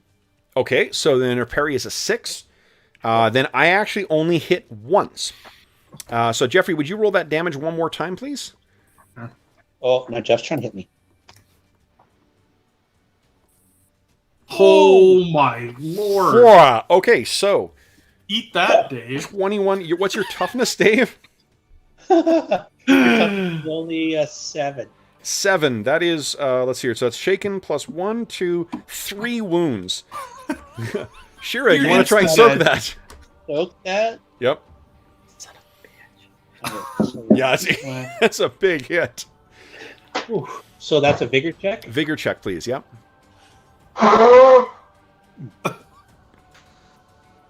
Okay, so success. Do you want to spend a Benny to re-roll, see if you can get a raise, or what? I might need Benny's before I get hit. Okay, so that means you're shaken, and you suffer 2 wounds. Okay, so, now we've got Andred against you. There are orcs that are throwing javelins. Now, where melee attacks target parry, range attacks always start at a 4, and then you just modify based on the circumstances. There's no other modifier, so I need a 4 or higher to hit you with these javelins. I hit you with 1. So then, Jeffrey, would you give me another one of those rolls, please? 1d6 plus 1d8. Indrid, what is your toughness? 7 parentheses 2. So what the parentheses tells me is that how much of your armor, how much of your toughness comes from armor. If I had an armor-piercing weapon, like say a masterwork javelin, I would reduce your toughness by 1, and that I would apply against that. So you got I'm sorry, did you say 7 bracket 2? Yeah, 7 parentheses 2. Yes. Okay, so then it looks like that means it is a hit. So you are shaken because you've taken the hit 7 and got a raise. So you also will be looking at 1 wound. Do you want to spend your last Benny to try and shake that or soak that? Yeah. So do I roll a soak die here? Just roll a vigor dice. Click on your vigor. There it is. Come on, you want to get higher the better. Yes. Yep, definitely. Oh, shit, nothing. Ooh. So you can mark your wounds as 1 out of 3, and you are shaken as well. That's it for the bat. Oh, I got one more thing to throw in. Caius, what is... Oh, it's actually thrown against you. Let's see here. Caius, I hit you with 1 javelin as well. Jeffrey, would you roll again? What is your toughness, Caius? Isn't it 9? It is 9, yes. 9, okay. Oh, look at that, though. So you're not even shaken. Caius, that javelin, they'll come around you. One of them grazes along your scale armor. I should have rolled hit location, actually. But you are not injured. Oh, and there's one other thing, guys. Shit. Because we're using gritty rules, who took wounds this round? All right. So, Shira, you took 1 or 2? 2. 2. Give us so roll 2d6. Will roll 2d6 once, and Shira roll 2d6 twice. All right, so Shira, that is... Ooh, in your guts. Okay, so Shira, you got 1 hit to your guts, which is reducing your vigor die by 1 temporarily. Go into the construction or whatever, the editing mode of your character sheet, and just put the -1 step as your temporary modifier. And then your second wound... It's a 6, also in guts. Your agility is also reduced by 1. And then Indrid, you got a 7. That is your guts as well. Hits you right in the core. Oh, busted. So your strength is reduced by a die type. So what you do is go into your character sheet. This is how we do like temporary modifiers as well too, like enhancement spells or whatever. Well, I'm in Caius, wrong one. If you click on the cog, it'll give you an option of modifying the steps. Just put it at -1, and that should adjust it temporarily. I think I've got it. Okay, perfect. Then, that is the end of the orc's turn. Next up is Shira. Okay, so I've only got 1 Benny left. I'm going to use it to unshake. Yeah, and so what Dave is doing is at the start of your turn, you automatically get a chance to roll spirits and try and unshake. If you are successful in that roll, you get to act normally. If you don't, you don't get to do anything else that round. You can move, but you can't take any other actions. Dave is choosing to spend that Benny to automatically take actions. All right, now, Dave, what do you want to do? I am going to fight with Paw's spear on one of the orcs. Okay, sounds good. So then, what you can also do, remember, you can choose to do a wild strike, which gives you +2 to hit, +2 to damage, but also leaves you vulnerable, which means the targets have +2 to hit you. That is a miss. Yeah, I missed because I'm wounded. Okay. Now, because before we get to the end of the round, I want to have the troll is going to hold his action. The way holding an action works in this is... Imagine if he took his card and held it in front of him, and then if he wants to try and interrupt someone's actions, we make a contested athletics check, and if he's successful, he gets to interrupt. If not, then he gets to he has to go afterwards. So then next up would be Stan. What do you want to do with your round, Stan? You can move up to your pace, and you can take an action. Steve-O? Sorry, yes. Attack with Morningstar. Okay, so move up and hit those orcs, or what? Okay, let's get up here. That's yeah. Thank you. Whoops, not there because that's fire. You got it. Okay, so stay out of the fire. Go ahead and click on your Morning Star, Steve. Next up will be Saul. Morning. Let's see here. The parry for these orcs is I think it's a 6. No modifiers, right there. All right, so that's a hit. Go ahead and click on roll damage. Their toughness, I believe. 8. Oh. Now, what I'll point out is you'll notice that there's a bonus damage dice that was rolled as well, too. What that is from is if Steve got a raise on his attack, if he beat their parry by 4, he'd also get to add the bonus damage. Now, Steve, that was a pretty ass damage roll. Do you want to spend a Benny and re-roll your damage? Yes, Kevin, I would like to take the Benny option and re-roll my damage. You got it. Go ahead and click on re-roll. Ooh, and no modifiers. Okay. Yep, no modifiers, no. Re-rolling damage, and 7. 7. All right, 7. Orc's toughness is unfortunately an 8. And the armor piercing does not have any, or the Morning Star does not have any armor piercing, so unfortunately you hit this thing, but it bounces off of this thing's thickened hide. That is some bullshit. It is a giant pile of bullshit. Saul, what are you doing? Attempting to attack one of these things in front of me. Please do. Parry is a 6. Oh, that's a hit. Saul's got a wound. What's your... rolled 2d6. I forgot that Saul had a wound. What? No, I soaked them. Oh, then... Yeah. Yeah. Why do you have a -1 penalty then? Oh, Did you not? I did type one in there before when I thought I had one. Oh, and it never went away. Okay, it should be 0. Okay, Oops, so the reason that's important, Jeff, is because the parry was a 6. With that extra +1, that's a 10. You got a raise on it, so go ahead and roll damage. Oh, okay. Yep. Holy shit. So we get to add both of those together. That's a 22.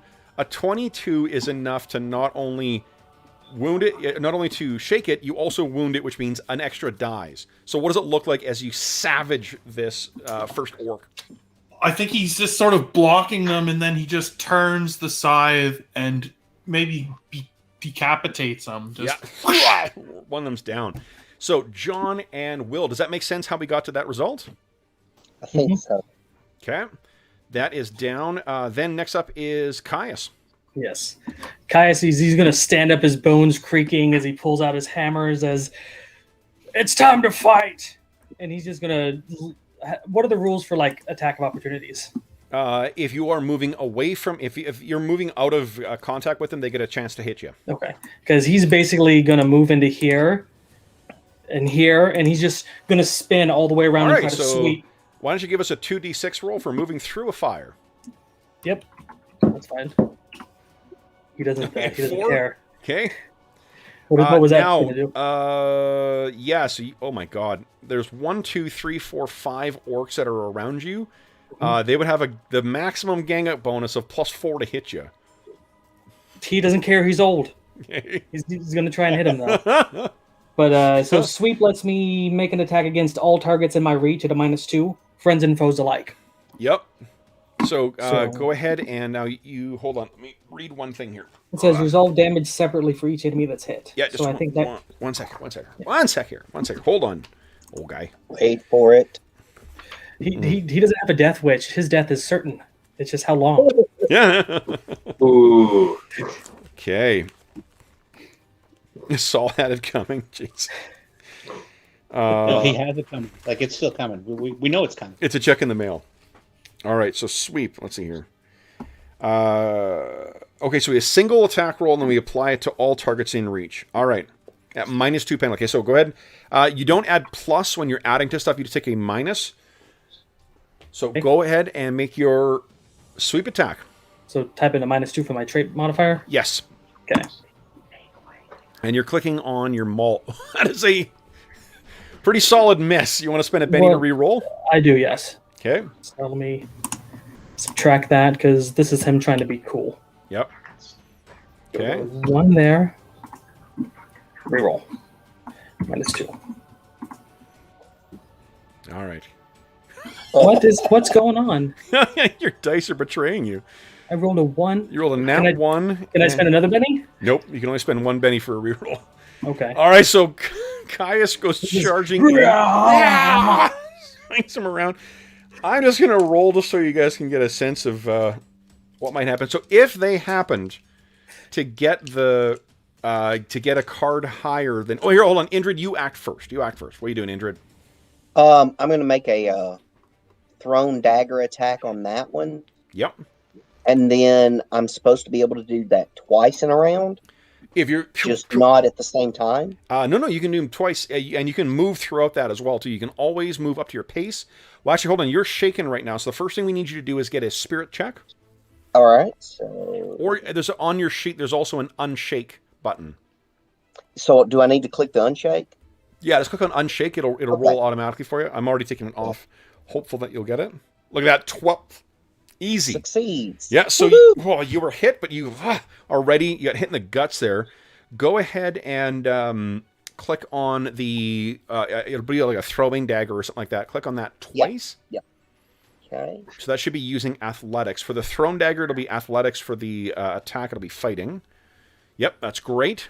So that is a hit, because it's a ranged attack. You need a 4 to hit. That 1 is a hit. Go ahead and roll damage. So click on where it says roll damage over here. Yes, please. All right. Submit. Okay. Oh, you know what? Hold on. You got a -1 for encumbrance. You're carrying too much shit right now. I'm going to assume that you'd be dropping some of that stuff. So that would have actually been a raise, which means you get to add your bonus damage in. Okay, so... So that means you rolled a 10, plus 1 is an 11. Their toughness is an 8. It doesn't look like Dagger's got any AP, so you shake one of them. Okay, good. And then go ahead and make your second attack. Click on... Make the second attack? Yep, Dagger Knife. Yeah. Let's see here. So if you did have a Benny, you could roll. Okay, so both of those you throw. Then it is the troll who's been holding his action. He's been waiting for that gang up bonus. You want to smoosh the old man, or you want to go for... Bring it. Let's go for Saul. Yeah. I'm not wounded. Let this be a fever dream. Jeffrey, would you kindly give me a D8 roll, please? Yep. The D8. Let's see here. Ooh, I'm guessing the 3 doesn't beat your... what do you call it? Your parry? No, it doesn't, actually. Then I'm going to spend a Benny. Reroll that one more time for me, please. Let's see if we can cause some pain.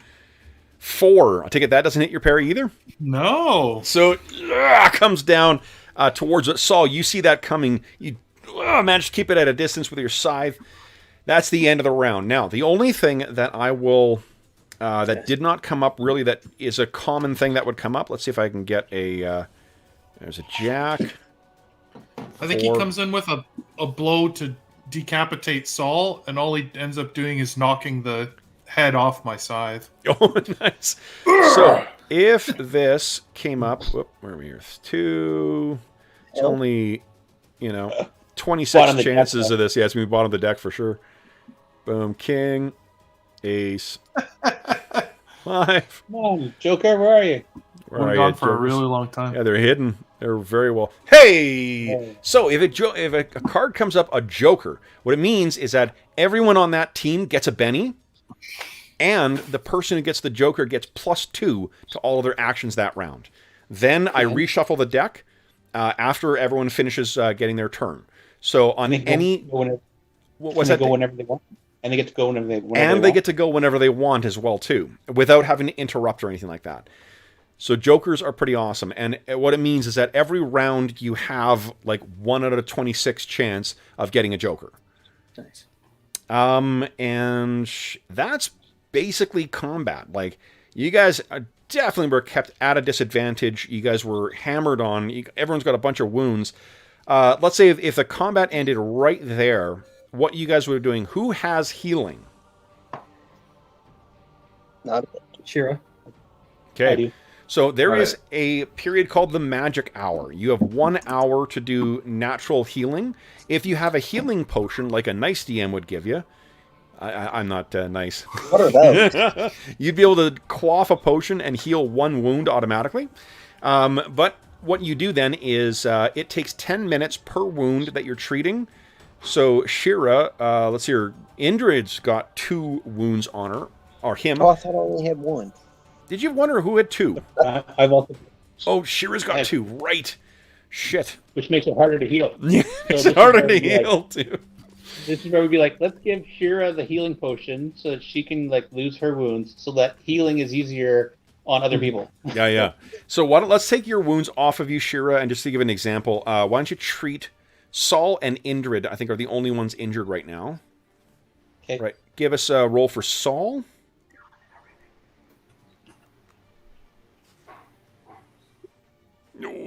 Oh, yeah, you had your wound penalty is still applying there. So it should be that would have actually been a success, which means that Saul, one of your wounds would have been treated. You can get rid of that wound. I took it off, but it's probably taken time to adjust. Yeah. And then Shira, go ahead and give us a healing check for Indrid. So it would have been 10 minutes of treatment and So with a raise that good, a roll that good, every raise heals 1 more wound. A roll that good would bring you back from incapacitated. Nice. So that is the game, guys. So when I unleash a troll and a bunch of other shit, now the troll does 1d8 plus 1d12 plus 3 damage. Wow. Yep. So you really don't want to get hit with that. But you need to do fire or acid damage to get rid of its regeneration, just like in D&D. Where you just keep crushing its head till its brain comes out, and you take its brain and put it in the fire. Well, you could try. You have a fire. Is that cool? Put it in. You might as well just burn it with the fire. Yeah. But I want to smash stuff. So that is, guys, that is basically what Savage Worlds or what Savage Pathfinder will look like when we get into a scrap next week. I have a inkling that you guys may get, violent. So this took a little bit longer to make characters than I anticipated, but that is fine. Guys, congratulations on making your first Savage Pathfinder characters. That was fun. Yeah, it was fun. Mm-hmm. Well, I think it'll be... I'm looking forward to showing you some of the other things next week, too. Combat is just... Because that's the one that wants to go at a good clip. But there are some other neat things you guys can do. I will, as a quick preview, tell you... Those gritty rules are going to be tough. Holy smokes, yeah. Wow. I was like, really? I'm taking, penalties to my stats already? Holy crap, I only got hit twice. I'm old. That's already going on. So. Well, if you get your, if you have your, if you have your magic, once you guys get magic, things will be very different. But it's the numbers that I'm throwing at you in that are not what I would be able to throw at you in the actual game, because you guys are not, it's not fair to you guys yet to be able to face those kind of forces. Yeah, I looked at it like a D6 and a D8. I was like, oh, we're screwed. Yeah.